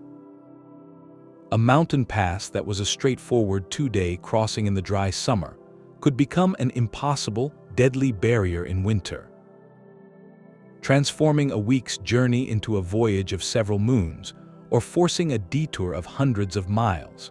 Travel time was integrated with the natural world's clock. Seasons dictated not just when you could travel, but how far you could get. The melting of snow opened high corridors. The shifting of monsoon winds set the calendar for ocean voyages. The drying of a savanna turned muddy tracks into firm roads. To plan a long journey was to conduct a silent negotiation with the climate, requiring knowledge passed down through generations about the behavior of rivers, the reliability of passes, and the patterns of storms. For the Polynesian voyagers crossing the vast Pacific, their celestial map was also their calendar. They did not just navigate by the stars, they sailed by their clockwork progression. The rising and setting of specific star sequences marked not only direction, but also the passage of time on a voyage that could last for weeks. Knowing that a certain star would culminate at a specific point after 20 nights of sailing was a way to measure progress across a featureless ocean, a celestial odyssey where time and space were one and the same. On land, empires striving for control sought to standardize this fluid experience. The most famous system was the Persian, established by the first in the 5th century before the Common Era. This was not a postal service for the public, but a royal courier network along the royal road. Stations were placed a day's ride apart on horseback, with fresh mounts and riders ready at each one. A message could be relayed from Susa to Sardis, over 1,600 miles, in just 7 days. The system worked because it imposed a rigid, imperial schedule onto the landscape, breaking the journey into predictable, managed stages. It replaced the question of how many sleeps with a calculated estimate based on the endurance of horses and men. This shift hints at a deeper transformation in our relationship with travel. For the ancient traveler, time and distance were subjective, experiential, and deeply connected to the body's fatigue, the beauty of a sunset from a high pass, or the camaraderie of a night's camp. A day's journey was not a number, it was a story of hardship and discovery. In our modern world, we have achieved miraculous precision. We know exactly how many miles lie ahead, and almost to the minute when we will arrive. But in divorcing distance from direct, bodily experience, have we also stripped the journey of its innate rhythm, its capacity to unfold at the pace of a walking step or a sailing wind? Where the time it takes is part of the destination's meaning. His name was not written in stone, but carried in the whispered gratitude of 100 safe arrivals. The guide stood apart from merchants and warriors, a figure whose authority was born not from wealth or weapons, but from an irreplaceable knowledge of the way. For a caravan setting out into the trackless desert, or a ship's captain venturing beyond the sight of land, this individual was the difference between a prosperous journey and a silent disappearance. They were the living, breathing repository of the entire network's data, a singular fusion of cartographer, meteorologist, diplomat, and survival expert, holding the lives of others in the map of their mind. Ancient texts from cultures across the world are filled with praise for these masters of passage. A Chinese chronicle might laud a guide who could find water where others saw only sand. A Roman merchant's diary would give thanks to the local scout who negotiated safe passage through a rival chieftain's lands. This was not merely a job, it was a sacred profession, vested with immense social status and an even greater burden of responsibility. A guide's failure meant more than a lost client. It could mean the loss of a vital route's reputation, endangering the economic lifeline of their entire community. The making of such a guide was the work of a lifetime, often beginning in early childhood. A young boy or girl would accompany an elder, not just to carry supplies, but to absorb a world of subtle signs. Training was relentless and holistic. It involved the brute memorization of countless waypoints, star paths, and seasonal changes. It demanded physical endurance to withstand the hardships of the trail. But crucially, it also required the soft skills of a diplomat, learning the languages, customs, and taboos of the peoples whose territories the routes traversed. A guide needed to know not only where the mountain pass was, but what gift was appropriate for the clan that controlled its entrance. This knowledge was compartmentalized by terrain, creating specialized masters of specific realms. The Tuareg guides of the Sahara, their faces wrapped against the sun and sand, could read the language of the dunes, understanding how their shapes shifted with the wind to reveal ancient, buried paths. In the high Himalayas, Sherpa and other mountain guides inherited knowledge of glacial behavior and weather patterns passed down for generations. Knowing which snow bridge was stable and which valley offered shelter from an avalanche.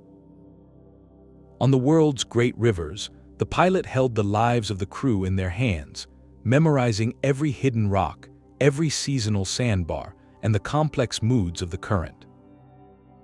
Perhaps the most revered of all were the Polynesian navigator priests. These were not mere sailors, but custodians of a sacred science. From a young age, selected for their keen observation and memory, they were initiated into a secretive body of knowledge. They learned to navigate by a mental star compass, to feel the subtle refraction of ocean swells against the hull of the canoe, to interpret the flight patterns of distant birds. This knowledge was so vital to the survival and identity of their people that it was considered a spiritual vocation, a direct conversation with the forces of nature. To hold this role was to be a pillar of the community, a living library upon whom the future depended. This profound respect forces a quiet reflection on our own era.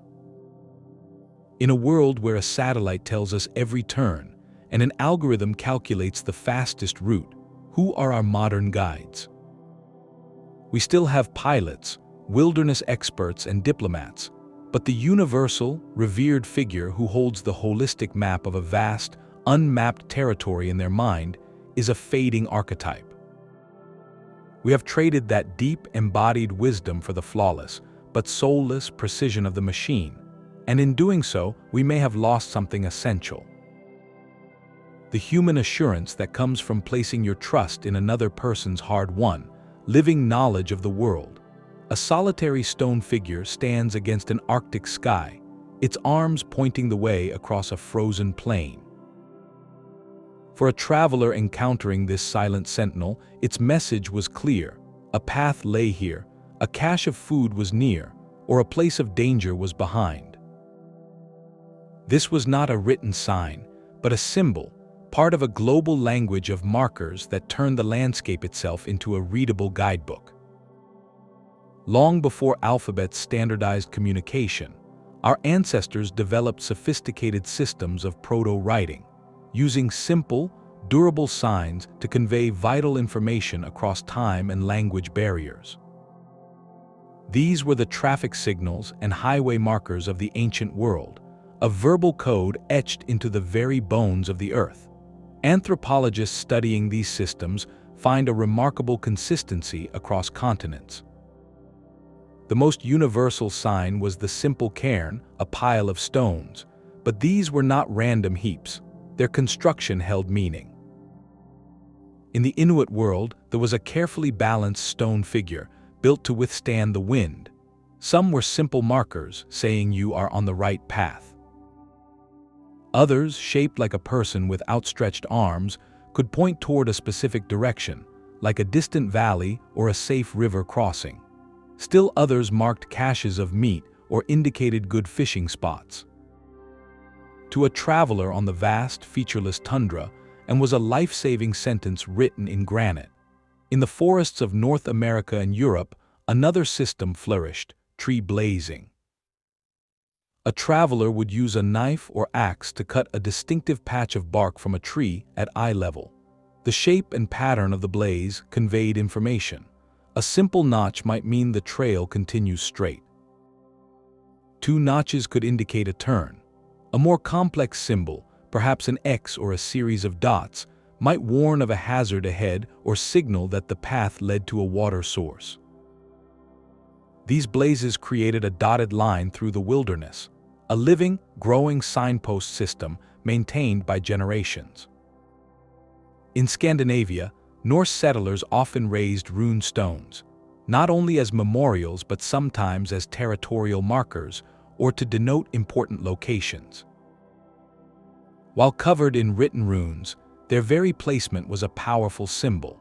A large, rune-covered stone at a river landing might signal a customary portage route or a place where traders traditionally met. The stone itself, immovable and ancient, gave the location a sense of permanence and official purpose. One of the most intricate verbal systems belonged to Aboriginal Australians, with the use of message sticks. These were not trail markers, but portable symbols of authority and communication. A messenger carrying a carved stick from one community to another was granted safe passage. The patterns carved into the stick, while not a literal writing system, served as a memory aid for the messenger, who would recite the detailed verbal message it represented. The stick itself was the credential, a physical token that transcended language differences and symbolized the truth of the words spoken. Even the arrangement of everyday objects could hold meaning. A hunter might leave a specific pattern of sticks at a junction to tell his companions which way he went. A pattern of stones in front of a cave might indicate if it was occupied or safe to enter. These were ephemeral signs, meant for those who would come shortly after, a temporary note left in the landscape. This practice of marking asks us to look at our own world with new eyes.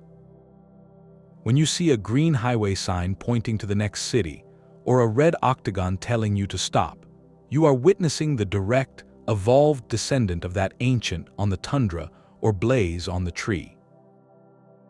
We have simply standardized the symbols and made them out of metal and light instead of stone and wood.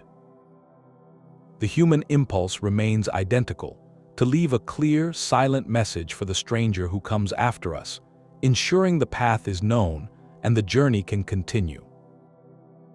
Look at a modern map, and you are also looking at a palimpsest, an ancient document with faint, older writing still visible beneath the new.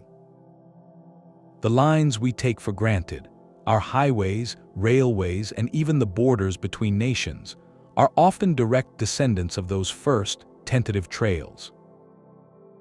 This is the concept of path dependency, a principle from history and economics stating that once a route is established, the cost of creating a new one is often too great. The old path, proven and familiar, becomes locked in, guiding movement for thousands of years. Our contemporary world is, in many ways, a digital overlay on a very old map. Urban historians point to cities that are living proof of this principle. Samarkand in Uzbekistan, Timbuktu in Mali, in Peru, these were not random settlements. They grew into legendary centers of culture and power for one primary reason: they were crucial nodes on the ancient network. Samarkand sat at the crossroads of Silk Road routes linking China, India, and Persia. Timbuktu was the meeting point of Trans-Saharan caravans and the river waterway, was the hub from which the Incas radiated out across the Andes. Their locations were dictated by geography and the flow of ancient traffic, and that initial advantage cemented their importance, an importance that often persists in their modern identities. The imprint of Rome is perhaps the clearest example. The empire's famed roads, built for legions, became the skeletal framework of medieval Europe and later, the foundation for many of today's major highways. The path of the ancient via from Rome, too, is still followed by a modern Italian superhighway. In Britain, the line of the Roman road known as Street became the basis for the A2 motorway. The route was so efficient, so logically placed, that 2,000 years of technological change have not rendered it obsolete. This phenomenon repeated itself during the westward expansion of the United States. The Oregon Trail, the Trail, these were not government projects at their inception. They were paths forged by fur trappers, missionaries, and pioneers, following the guidance of Native American trails and the natural contours of the land. Yet, once those wagon ruts were worn deep into the prairie, they dictated where the first transcontinental railroads would be laid, which in turn determined where towns would spring up and where Interstate 80 would eventually run. The route was set by the first covered wagon, and everything that followed simply paved over the same course. Even our political geography bears these ancient scars. Mountain passes, those natural doorways, have long defined borders. The pass is not just a route, it is a geopolitical seam between Afghanistan and Pakistan, a border drawn by topography long before it was ever drawn on a treaty. In Europe, the Alpine passes have for centuries marked the frontiers between nations. Control over them meaning control over trade and military movement. The old network's logic is now embedded in the very notion of the nation-state. And in a beautiful twist of technological evolution, the latest networks are being laid upon the oldest. Today, the corridors that once carried caravans of camels are increasingly hosting a new kind of caravan, pulses of light in fiber optic cables. Major internet backbone routes often follow the rights-of-way of old railways and highways, which themselves followed those ancient trails. The physical path for our digital conversations is, in many cases, a Bronze Age footpath, widened and paved over. Perhaps the most ambitious modern echo is China's Belt and Road Initiative, a vast infrastructure project seeking to rebuild and enhance trade corridors across Eurasia and Africa. Its proposed land routes bear a striking resemblance to the historical Silk Road network, aiming to revive the economic connectivity of those ancient pathways with high-speed rail and modern ports. It is a 21st-century vision built upon a 2,000-year-old blueprint. This invisible guidance forces a quiet reflection. When you drive on a highway, send an email through a buried cable, or look at a map of the world's countries, you are interacting with decisions made by people you will never know. Choices about where to cross a river, where to rest a camel, or where to avoid a bandit's haunt have, through the relentless persistence of path dependency, shaped the literal infrastructure of our modern lives. The ghosts of the first travelers are still with us, their footsteps forever directing the flow of our world. The quest for the Golden Fleece was not merely an adventure, it was a set of sailing instructions. When the Greek poet Apollonius of Rhodes recounted the journey of Jason and the Argonauts in the 3rd century before the Common Era, he was not just telling a story of heroes and magic. He was describing, in vivid, unforgettable detail, a plausible route from mainland Greece to the distant shores of the Black Sea, naming islands, describing treacherous currents, and noting the locations of friendly and hostile peoples along the way. This reveals a profound truth about our oldest stories. Mythology and folklore were not just entertainment, they were the primary vessels for preserving critical, practical knowledge in a world before written maps. The line between a legendary epic and a wayfinding manual was beautifully, intentionally blurred. A monster in a tale was rarely just a monster. Folklorists who study these narratives note that creatures like Scylla and Charybdis from the Odyssey were not simply imaginative beasts. They were poetic, memorable markers for very real and deadly nautical hazards, perhaps a whirlpool and a treacherous rock formation near the Strait of Messina. By embedding the warning within a terrifying story, the knowledge became unforgettable, passed from parent to child for generations. The landscape itself was often explained through sacred story, creating a map woven into identity. A Native American legend from the Pacific Northwest might describe how a great transformer being, like Raven, shaped a particular mountain or placed a cluster of rocks in a river. For the people who told that story, that landmark was no longer just a geological feature.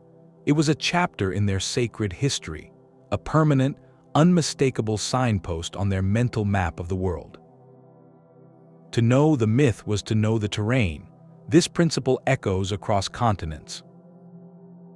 The Welsh collection of tales known as the Mabinogion contains stories of heroic journeys between royal courts that may reflect ancient, established routes of travel and communication through the hills and valleys of Wales. Similarly, the Irish Book of Invasions, a medieval compilation of mythology and pseudo-history, describes successive waves of settlers arriving in Ireland. While not a factual historical record, scholars suggest these stories may preserve a deep, cultural memory of actual migration routes and the integration of different peoples into the land over. The stories served as a cognitive anchor, tying the community's origin to the specific paths they walked. Even creation myths functioned as sacred cartography. An Aboriginal Australian Dreamtime story about an ancestral serpent moving across the land, carving out rivers and watering holes as it went, is simultaneously a spiritual explanation for the world's origin and a precise, navigable route to vital resources. To sing the song of the serpent is to trace its path across the earth. So we are left with a compelling, almost philosophical question. Did our ancestors create their gods, heroes, and monsters primarily to explain the mysteries of the world around them? Or was there a more urgent, practical purpose? Were these epic narratives a brilliant mnemonic technology, a way to ensure that the knowledge of which mountain pass led to fresh water, which coastal cave offered shelter from a storm, or which valley was best avoided, would survive not just for a lifetime, but for 1,000 lifetimes? In remembering the trials of a hero, they were remembering the turns of the trail. The night is not silent for a traveler who knows how to listen. Beyond the dim circle of firelight, the ancient world hummed with a sensory map, a rich tapestry of information woven from sounds, scents, and textures that guided journeys as surely as any star. Our modern navigation is overwhelmingly visual, a constant scanning of screens and signs, but for the ancient wayfinder, the eyes were just one tool in a full-body engagement with the living environment. They moved through a landscape that spoke, whispered, and breathed, and their survival depended on understanding its subtle language. This was multisensory navigation, a holistic skill that transformed the entire body into a compass. Sensory ethnography, the study of how cultures perceive the world, reveals that many societies cultivated acute, specialized senses as a core survival strategy. A Pacific navigator, for instance, did not just look at the ocean. He lay down in the hull of his canoe, feeling the vessel's motion with his entire being. He learned to distinguish the complex rhythms of waves refracted from unseen islands hundreds of miles away, reading the ocean's swell patterns through the seat of his pants and the soles of his feet. The sea had a voice, and he understood its grammar. In the vast stillness of a desert, vision could betray you with mirages, but smell often told the truth. Experienced Saharan travelers could detect the faint, metallic scent of moisture on a dry wind, a signal of a hidden oasis still dozens of miles distant. They learned to recognize the smell of particular plants that only grew near subsurface water, a fragrant clue invisible to the eye. For blind travelers in many cultures, this sensory attunement reached extraordinary heights. Without sight, they developed profound auditory and tactile maps of their world. In medieval Europe, blind pilgrims traveling the Santiago were known to memorize routes through the sound of their staff tapping against different road surfaces, the echo of their footsteps in narrow streets, and the distinct smells of bakeries, tanneries, and chapels in each town. Their journey was a continuous, intimate conversation with the texture of the path itself. Sound was a critical dimension of this sensory map. In deep caves or narrow canyons, travelers might use a form of basic echolocation, clapping their hands or calling out to gauge the depth of a cavern or the proximity of a wall hidden in fog. The call of specific birds served as a natural alert system. For sailors far from land, the sudden appearance of certain seabirds, whose range from their nesting grounds was well known, provided an audible radius of safety, signaling that an island lay within a day's sail. The bird's flight direction at dusk, always heading toward land, was a living arrow in the sky. Even the wind carried information beyond mere direction. A seasoned traveler could feel a shift in temperature and humidity on their skin, predicting a change in weather hours before clouds appeared. The feel of sand underfoot, whether it was coarse, fine, hot, or cool, could indicate proximity to a dry riverbed or a dune field that should be avoided. This constant, unconscious gathering of data created a rich, three-dimensional understanding of place that our modern, distraction-filled lives have largely muted.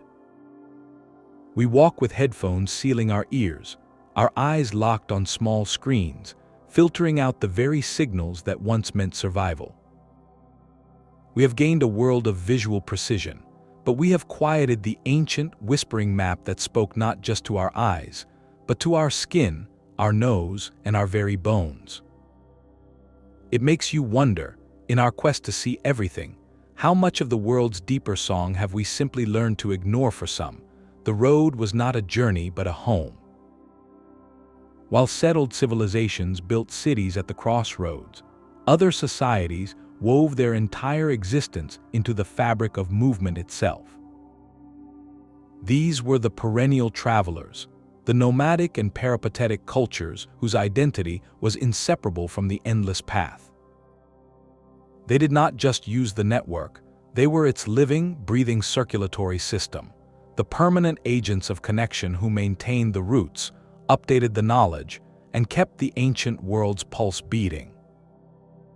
Anthropologists see these groups not as outliers, but as masterful adaptations to a life of mobility, with social structures, laws, and crafts perfectly honed for the road. Consider the Roma people, whose ancestors migrated out of the Indian subcontinent over 1,000 years ago.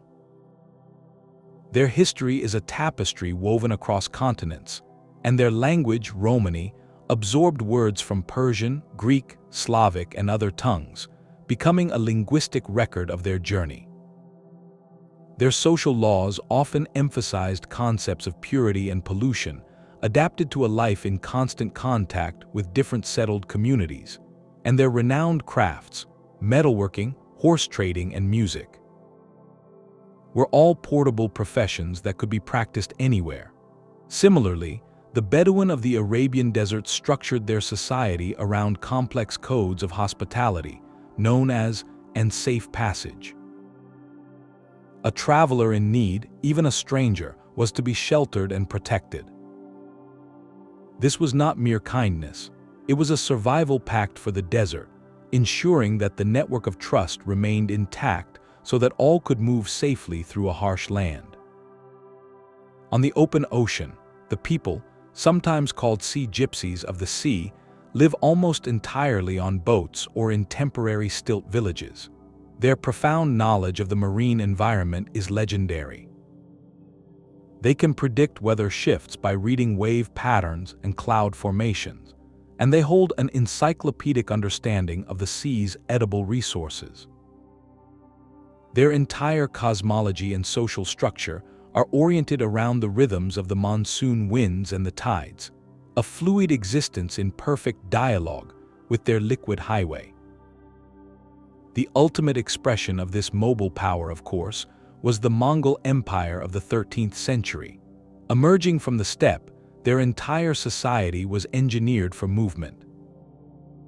Their portable jurs or yurts could be dismantled and loaded onto carts in an hour.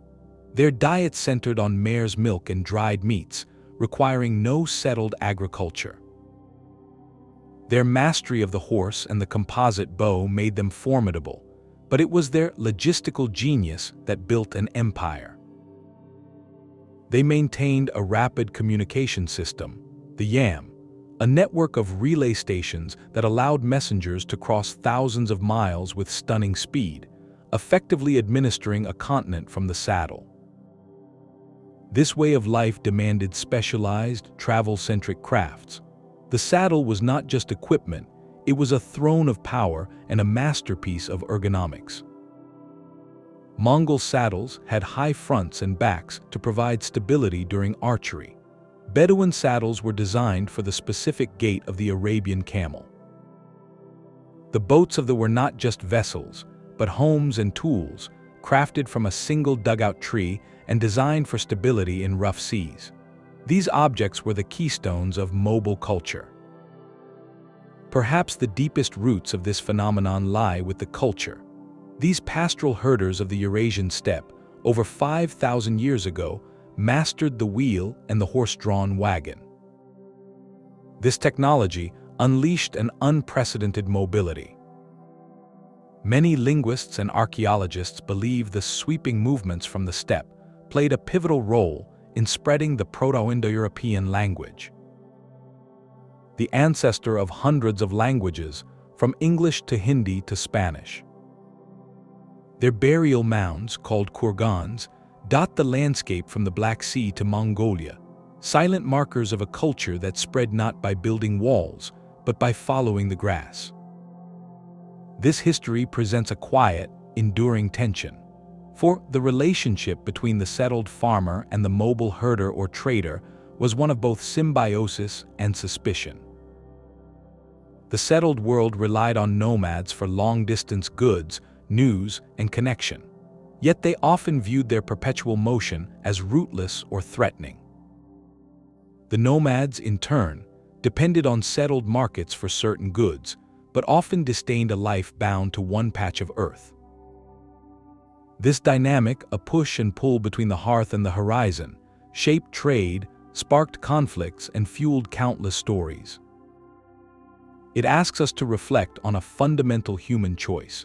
Is our destiny found in putting down roots, or in carrying them with us as we go the desert storm that erased a caravan, left no survivors to tell the tale?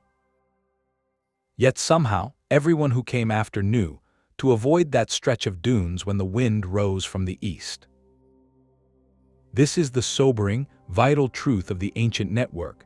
Its knowledge was forged not only in success, but in profound and often silent loss. For every route that thrived, countless others ended in tragedy, their travelers never reaching their destination. These failures were not forgotten. They were metabolized by the collective memory of the network, becoming the most critical data points of all, the lessons written in absence. Understanding where and how to not go was as valuable as any map to an oasis. Historical whispers of vanished expeditions echo across time. A Roman trading galley overloaded with amber sinks in a sudden Baltic squall. A party of Maya merchants, attempting a new shortcut through the rainforest, is never seen again. A Chinese diplomatic mission to the western regions disappears into the dunes of its fate a mystery for centuries. These were not mere statistics, they were community-shattering events. The loss of skilled guides, valuable goods, and loved ones represented a catastrophic investment of trust and resources. Yet from each disaster, a hard-won lesson was extracted if anyone survived to bring it back. The story of the disaster itself would be carefully woven into the oral tradition, not as a morbid tale, but as a vital safety protocol. A new verse would be added to the trading poem, a warning about the deceptive calm before a specific desert wind. A new landmark, perhaps a cairn of bones placed by a later traveler, would mark a place to be passed quickly and with respect. This process of learning from failure is starkly illustrated, even in a more modern context, by the fate of the Franklin expedition. In the 1840s, two British ships, the Erebus and Terror, vanished while seeking the Northwest Passage. Equipped with the latest Victorian technology but lacking the Inuit people's deep, experiential knowledge of Arctic ice, they met a tragic end. For decades, their fate was a mystery. Yet the Inuit oral tradition preserved accounts of encounters with starving sailors and the ship's final locations, knowledge that would much later guide archaeologists to the wrecks. The expedition's failure became a monumental lesson in the limits of technology without localized, time-tested understanding, a cautionary tale for all future polar exploration. On the ancient seas, the lessons were written in the timing of voyages. Early sailors, through terrible trial and error, learned to read the heavens not just for direction, but for danger. The heliacal rising of the star cluster Pleiades, for instance, signaled to Greek sailors the end of the safe sailing season on the Mediterranean, a period they called the Pleiades setting, when storms were likely. To ignore this celestial calendar was to invite disaster. Similarly, Polynesian navigators knew precisely which lunar phases brought the most dangerous tides to certain atolls, and they planned their vast journeys around these cycles. This knowledge was paid for, undoubtedly, by earlier voyages that did not return, their loss teaching those who followed the precise boundaries of the possible. This invites a quiet, essential reflection for our own time. In our quest for flawless, risk-free systems, do we undervalue the role of intelligent failure? The ancient network was not built by avoiding all danger, but by engaging with it, learning its patterns, and memorializing its costs in story and song. Each vanished caravan, each sunken ship, contributed a negative space to the map, defining the edges of safety with heartbreaking clarity. The network grew wiser not in spite of these losses, but because of them. It understood that the deepest knowledge often comes from understanding what to fear, what to avoid, and which paths, though tempting, lead only to silence. From a satellite's view, the past is not gone, it is simply waiting to be seen. The modern archaeologist stands not with a shovel, but before a screen, using technologies that peer through soil, forest, and sand to reveal the ghostly imprints of the ancient world's highways. This is a quiet revolution in how we understand our history, a collaboration between old knowledge and new science that is confirming the staggering scale and sophistication of ancient travel. The toolkit is both digital and deeply analytical. High-resolution satellite imagery can detect subtle variations in vegetation growth, revealing the straight lines of buried Roman roads beneath English farmland, where crops grow slightly differently over the compacted soil. But the true game changer is LIDAR, which stands for Light Detection and Ranging. Mounted on aircraft, it fires millions of laser pulses at the ground, penetrating dense jungle canopy to create a precise, three-dimensional map of the Earth's surface below.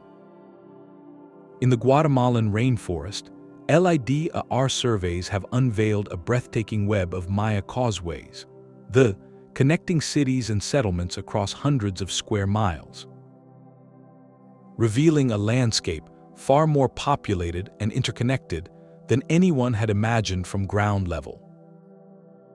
On a smaller scale, ground-penetrating radar sends pulses into the earth, building a picture of buried structures without moving a single stone, allowing researchers to trace the course of a forgotten trail beneath a modern parking lot. Perhaps the most subtle tool is chemical analysis. When thousands of feet, hooves, and cartwheels travel the same path for centuries, they leave a lasting signature in the soil. Archaeologists can analyze the chemistry of ancient pathway surfaces, finding elevated levels of phosphates and other elements from organic matter, essentially a chemical memory of heavy, sustained traffic that whispers where the crowds once walked. Leading researchers in this field, like those mapping the vast prehistoric networks of the Amazon or the Andes, emphasize that these technologies are not replacing traditional archaeology, but guiding it with incredible precision, telling us exactly where to look and what questions to ask. the distribution of artifacts acts as another powerful map. A distinctive type of pottery, a unique style of arrowhead, or the trace elements in an obsidian blade can be sourced to a specific quarry or workshop hundreds of miles away. By plotting these finds, archaeologists can trace the flow of goods and, by extension, the routes they traveled. An obsidian blade from a mountain in Anatolia, found in a Bronze Age village in Mesopotamia, tells a story of connection, and each find adds another dot to be connected on a continental scale map. The story of human movement is also written in our own biological code. Analysis of ancient DNA from skeletal remains found in burial sites is now allowing scientists to track migrations across generations. By comparing genetic markers, researchers can see how populations moved, mixed, and spread along these ancient corridors, turning the abstract concept of a trade route into a tangible map of human kinship and movement over. A powerful example of this method discovery is the incense route in the Negev desert. For centuries, classical texts mentioned the caravan trails that brought frankincense and myrrh from southern Arabia to the Mediterranean, but the precise paths were lost to the desert winds. Using a combination of satellite imagery to spot ancient caravan staging posts, ground surveys to find, and the study of pottery shards, archaeologists have painstakingly reconstructed this 2,000-kilometer-long highway of antiquity, confirming the historical accounts and revealing the incredible logistics required to support such a journey. It is a profound moment of validation, where science confirms the scale of what oral tradition and fragmentary records had long suggested. So we must marvel at this collaboration across time. The ancient traveler memorized the song of the land.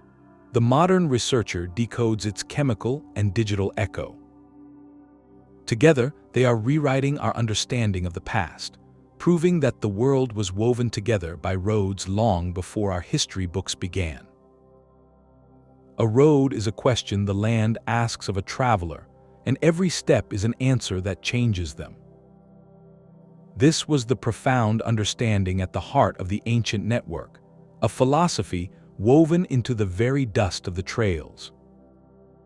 For our ancestors, long-distance travel was never merely a logistical problem to be solved. It was the primary arena for human transformation. The physical journey and the inner journey were not separate paths, but a single, intertwined pilgrimage. This idea resonates across cultures and in ancient China, the Tao Te Ching speaks of the way, the Tao, as both a path to walk and a principle to live by. The journey itself, with its hardships and revelations, was the curriculum. A wandering monk or a merchant on the Silk Road was not just covering distance, they were practicing a form of moving meditation, where each new landscape challenged old assumptions, and each stranger offered a lesson in perspective.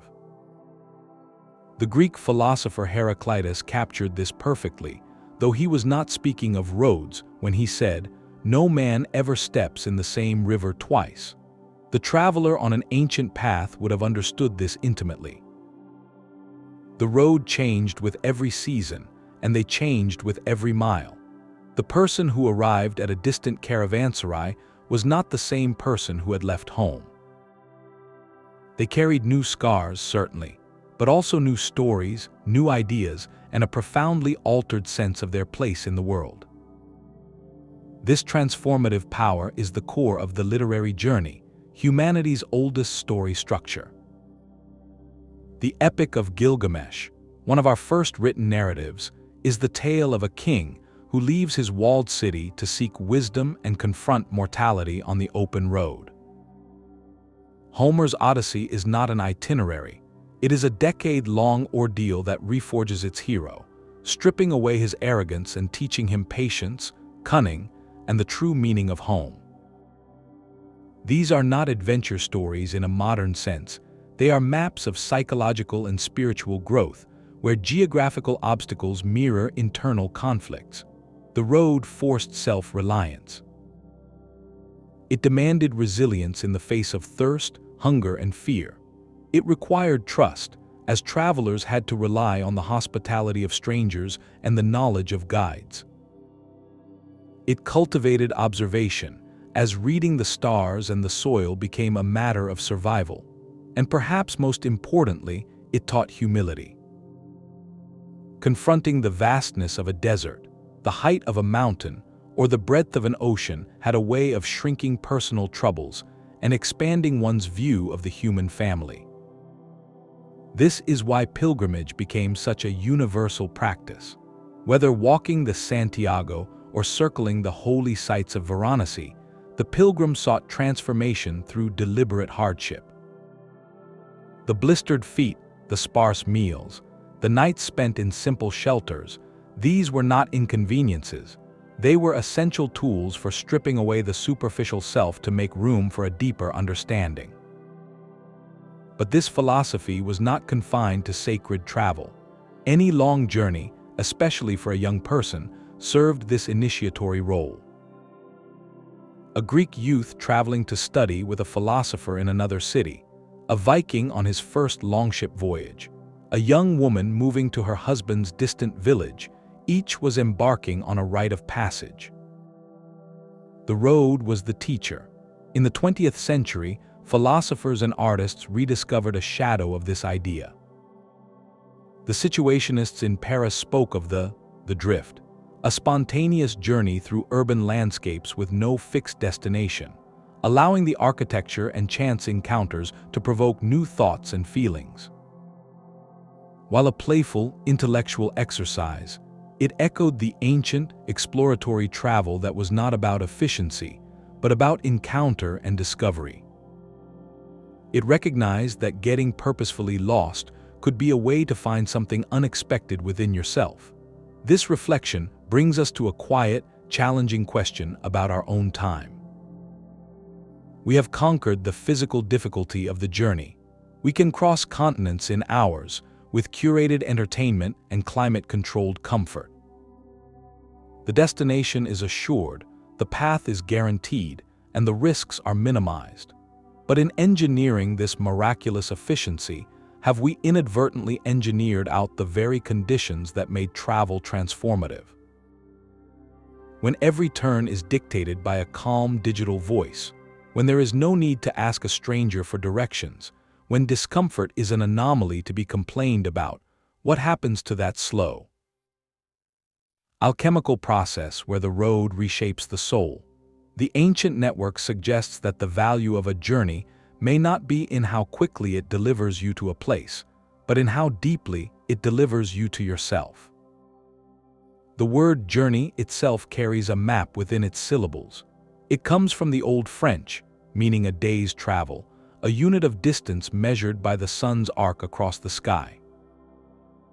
Every time we speak of embarking on a journey, we are unconsciously referencing the ancient traveler's most fundamental measure, the span of daylight one could safely walk. This is the hidden archaeology of language, where common words are paved stones from forgotten roads, and linguistics becomes a powerful tool for tracing the ghostly outlines of the ancient network. Our vocabulary is a living museum of human movement, each loan word and place name a fossilized imprint of a connection made long ago. Consider the humble mile. It descends directly from the Latin passus, meaning 1,000 paces. This was the standard measure for the Roman legions as they marched their famous straight roads across Europe. The word traveled with the empire, outlasting its fall to become embedded in the English language and countless others, a permanent linguistic monument to the stride of a soldier. This pattern repeats with dizzying consistency. The names of geographical features that were vital to travelers became the names of the settlements that grew there. Stratford is a ford on a Roman street or strata. Oxford is a ford for oxen. Port comes from the Latin for harbor, giving us Portsmouth and countless other coastal towns. A pass in the mountains, a gate in a city wall, a bridge over a river. These are not just descriptions, they are historical signposts, telling us exactly where the ancient routes crossed, stopped, and funneled people together. Historical linguists study the spread of language families as a map of deep human migration. The distribution of the Indo-European languages, from Ireland to India, is one of the clearest echoes of ancient pathways. Scholars debate the precise origins, but the spread of words for fundamental technologies is telling. The words for wheel, axle, and wagon share common roots across many of these languages, suggesting these innovations traveled along with the people who used them, likely the pastoral cultures of the steppe, whose mobility we discussed earlier. Their language, carried on wheels and hooves, became the substrate for hundreds of modern tongues. Similarly, the Bantu expansions in Africa are traced by the spread of languages and ironworking technology southward, a linguistic wave following river corridors and savanna paths. Trade was the great vector for vocabulary. Exotic goods arrived with their foreign names clinging to them like scent. The word sugar journeyed from Sanskrit to Persian to Arabic before entering European languages, its sweetness tracing the entire sugar road from India to the Mediterranean.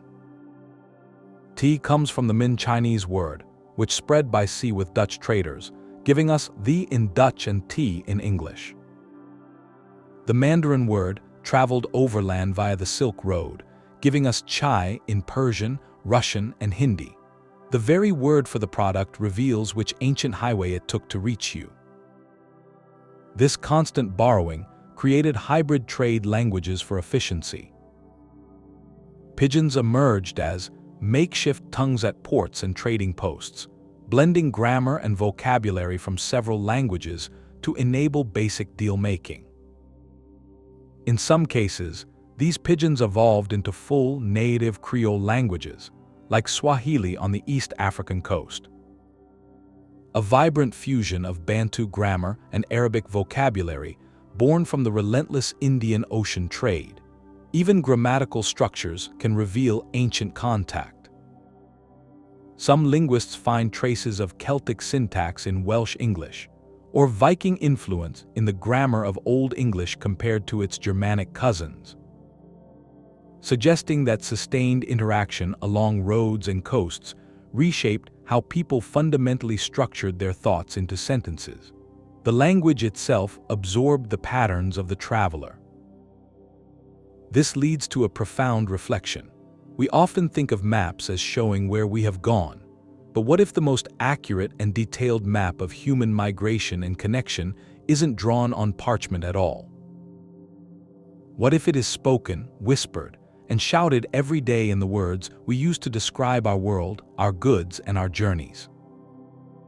Our language is the ultimate, living archive of the ancient network, a story of meeting and mixing told with every sentence we speak.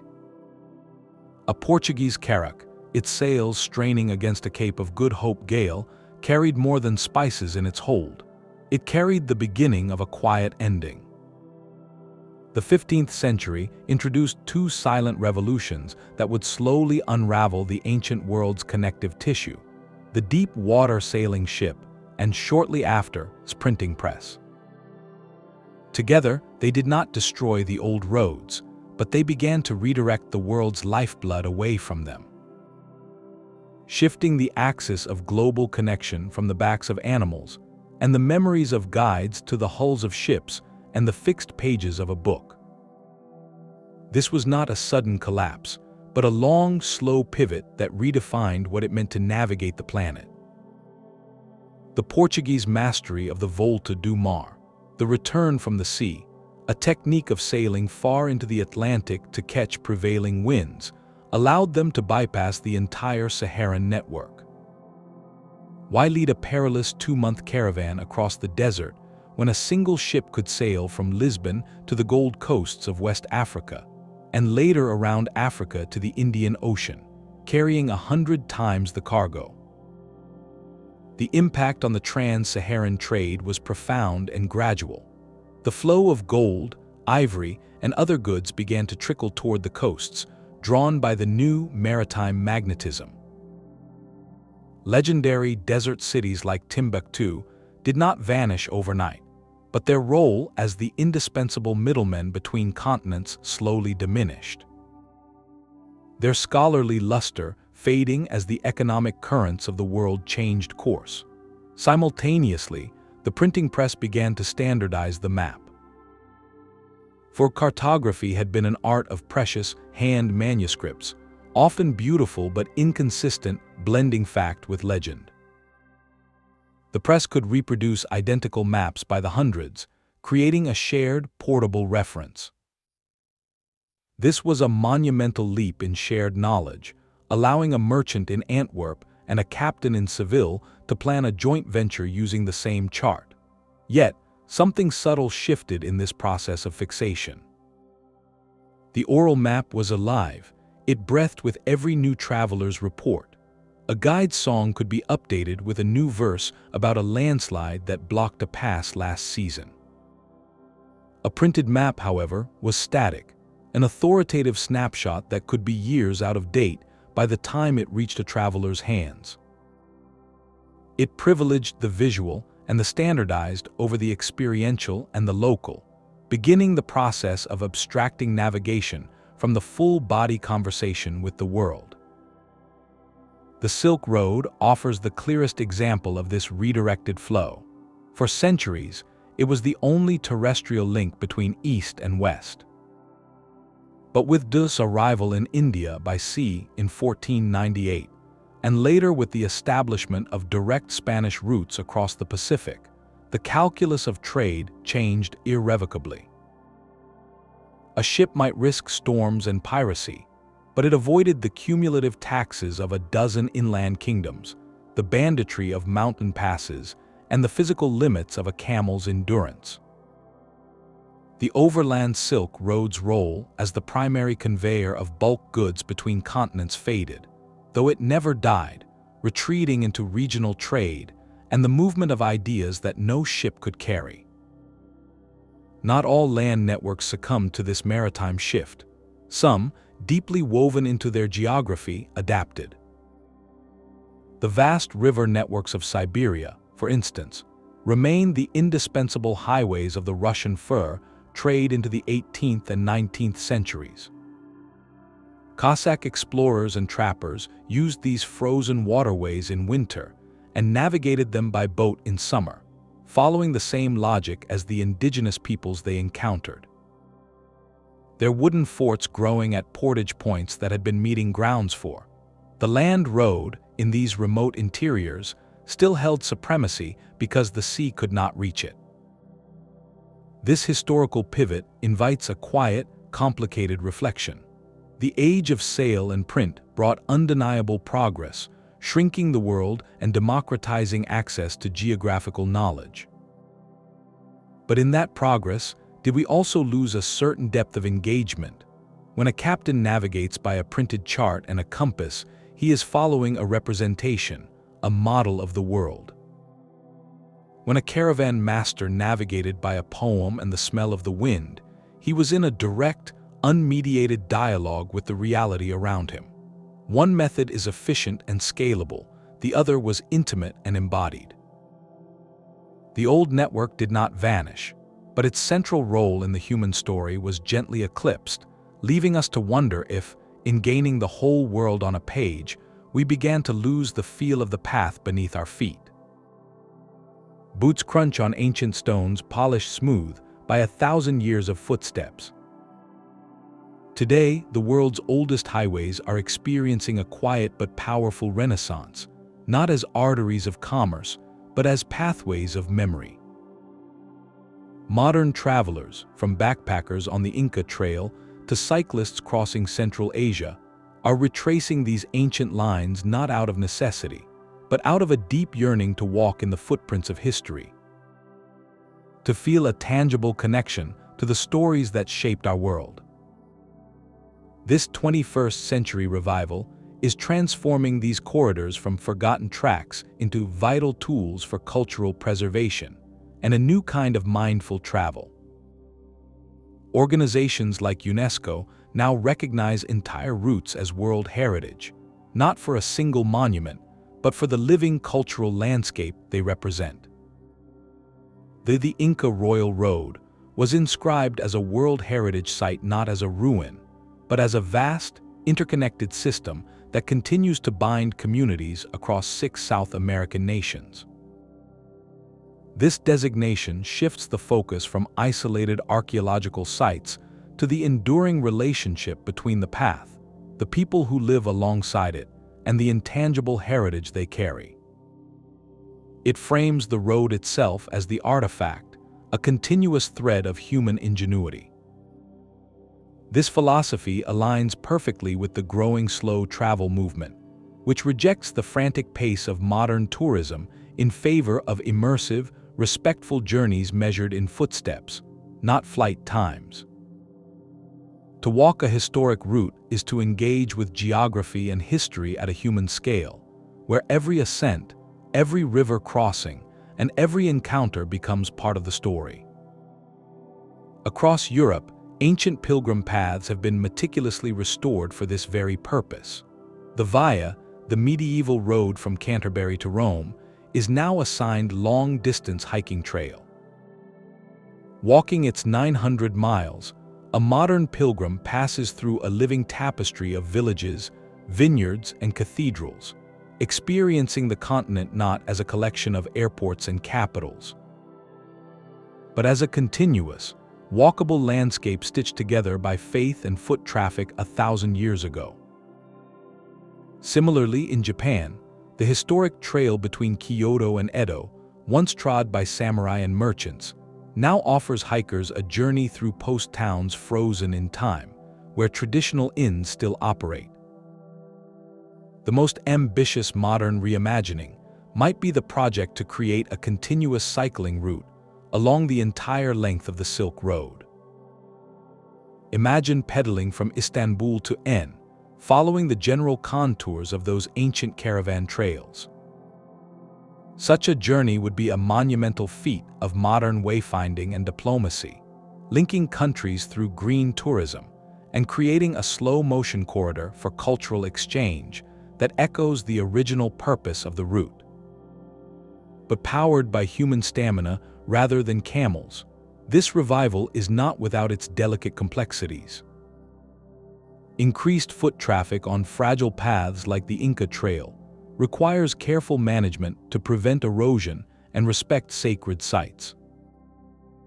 The presence of tourists in remote communities brings economic opportunity, but also the risk of displacing local traditions with commercial ones. The goal of sustainable tourism is to ensure these living heritage corridors benefit the communities that are their true custodians, allowing them to share their stories and sustain their cultures on their own terms. It raises a profound question for any modern traveler who laces up their boots to walk one of these ancient ways. In an age of instantaneous digital connection and high-speed transport, what are we searching for when we choose to move at 3 miles an hour along a 2,000-year-old path? Perhaps it is a silent antidote to the abstraction of modern life. On a screen, history is information. On an ancient road, history is sensation, the burn in your legs on a stone staircase, the scent of rain on high desert air, the staggering silence of a mountain pass where generations of traders paused to rest. It is an attempt to recover a sense of place that is not just a dot on a map, but a narrative written into the land itself. A story you can only hear when you slow down enough to listen to the whisper of the stones beneath your feet. The evidence is overwhelming, a planet crisscrossed by roads long before history began its written record. From the stone causeways of the Andes to the camel tracks of the Asian steppe, we have traced a web of staggering scale and sophistication. This leaves us facing the ultimate speculative mystery at the heart of our journey. Were these countless separate trails, emerging independently from local need, that simply bumped into one another over time? Or does the sheer, global interconnectedness point to something more, a dimly perceived, planet-wide system of exchange that our ancestors understood in a way we have only begun to rediscover? This question sits at the fascinating border between archaeology and philosophy. It asks us to distinguish between two powerful forces, emergent order and deliberate design. One view, held by many scholars, sees the network as a magnificent example of organic, bottom-up growth. Separate communities, seeking resources, trade, or spiritual connection, would blaze trails that naturally linked with those of their neighbors. Over centuries, these local connections fused into regional systems, and those systems eventually brushed against others, creating a continental patchwork without any master plan. The process was driven by universal human impulses, commerce, curiosity, and the need to survive, repeating itself independently on every continent. In this light, the global network is a beautiful accident, an emergent property of countless individual journeys. Yet, other researchers point to synchronicities that give one pause. They note the parallel development of sophisticated road engineering in cultures that could not possibly have contacted one another. The raised, plastered causeways of the Maya and the paved highways of the Inca served similar purposes in utterly disconnected worlds. Both the Roman Empire and the Inca state, a hemisphere apart, developed systems of and relay runners for official communication.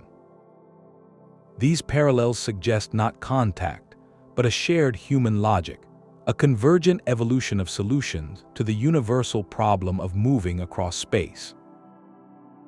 This idea is formalized in what some archaeologists call the world system theory, which posits that the planet has functioned with interconnected cores of innovation and peripheries of resource extraction.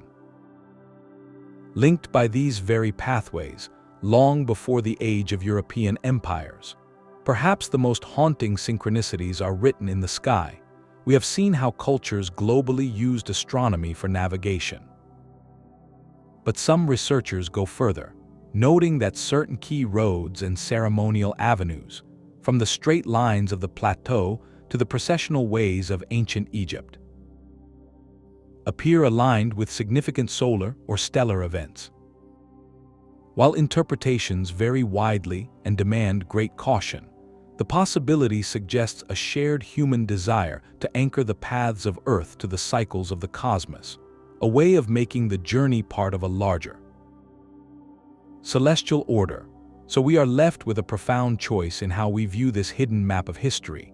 We can see a planet of brilliant, isolated cultures that slowly, accidentally found one another. Or we can glimpse the outlines of a conscious, though uncoordinated, understanding that the world was meant to be connected. The most tantalizing evidence may be the simple, undeniable fact that long-distance trade in precious goods, ideas, and technologies arose on every single inhabited continent.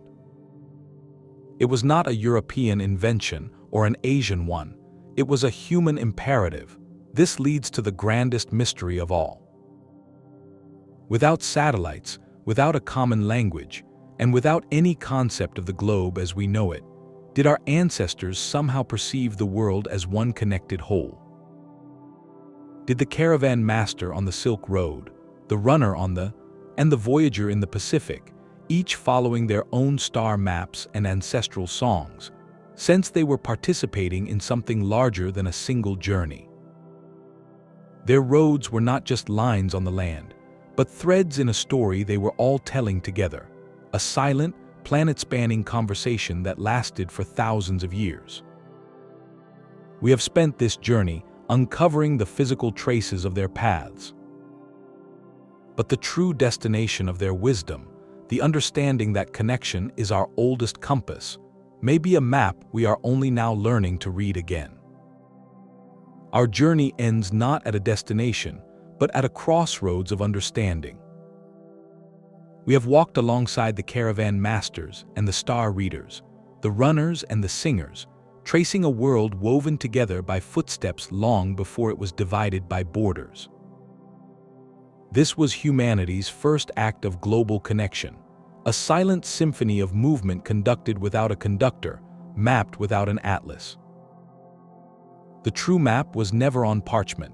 It was carried in the melody of a trading song, the feel of a familiar wind, and the shared trust between a traveler and a stranger at a desert well. These roads were built from something far more durable than stone. They were built from collective memory and mutual need, proving that our urge to reach out, to trade, to share stories, is as ancient as our species itself. Look around you now at the street you live on, the language you speak, even the food on your plate. Each is a living artifact of that ancient network, a testament to journeys made and connections forged under open skies. The legacy of these paths is not locked in the past. It is written into the very blueprint of our modern world, reminding us that every great connection begins with a single step into the unknown.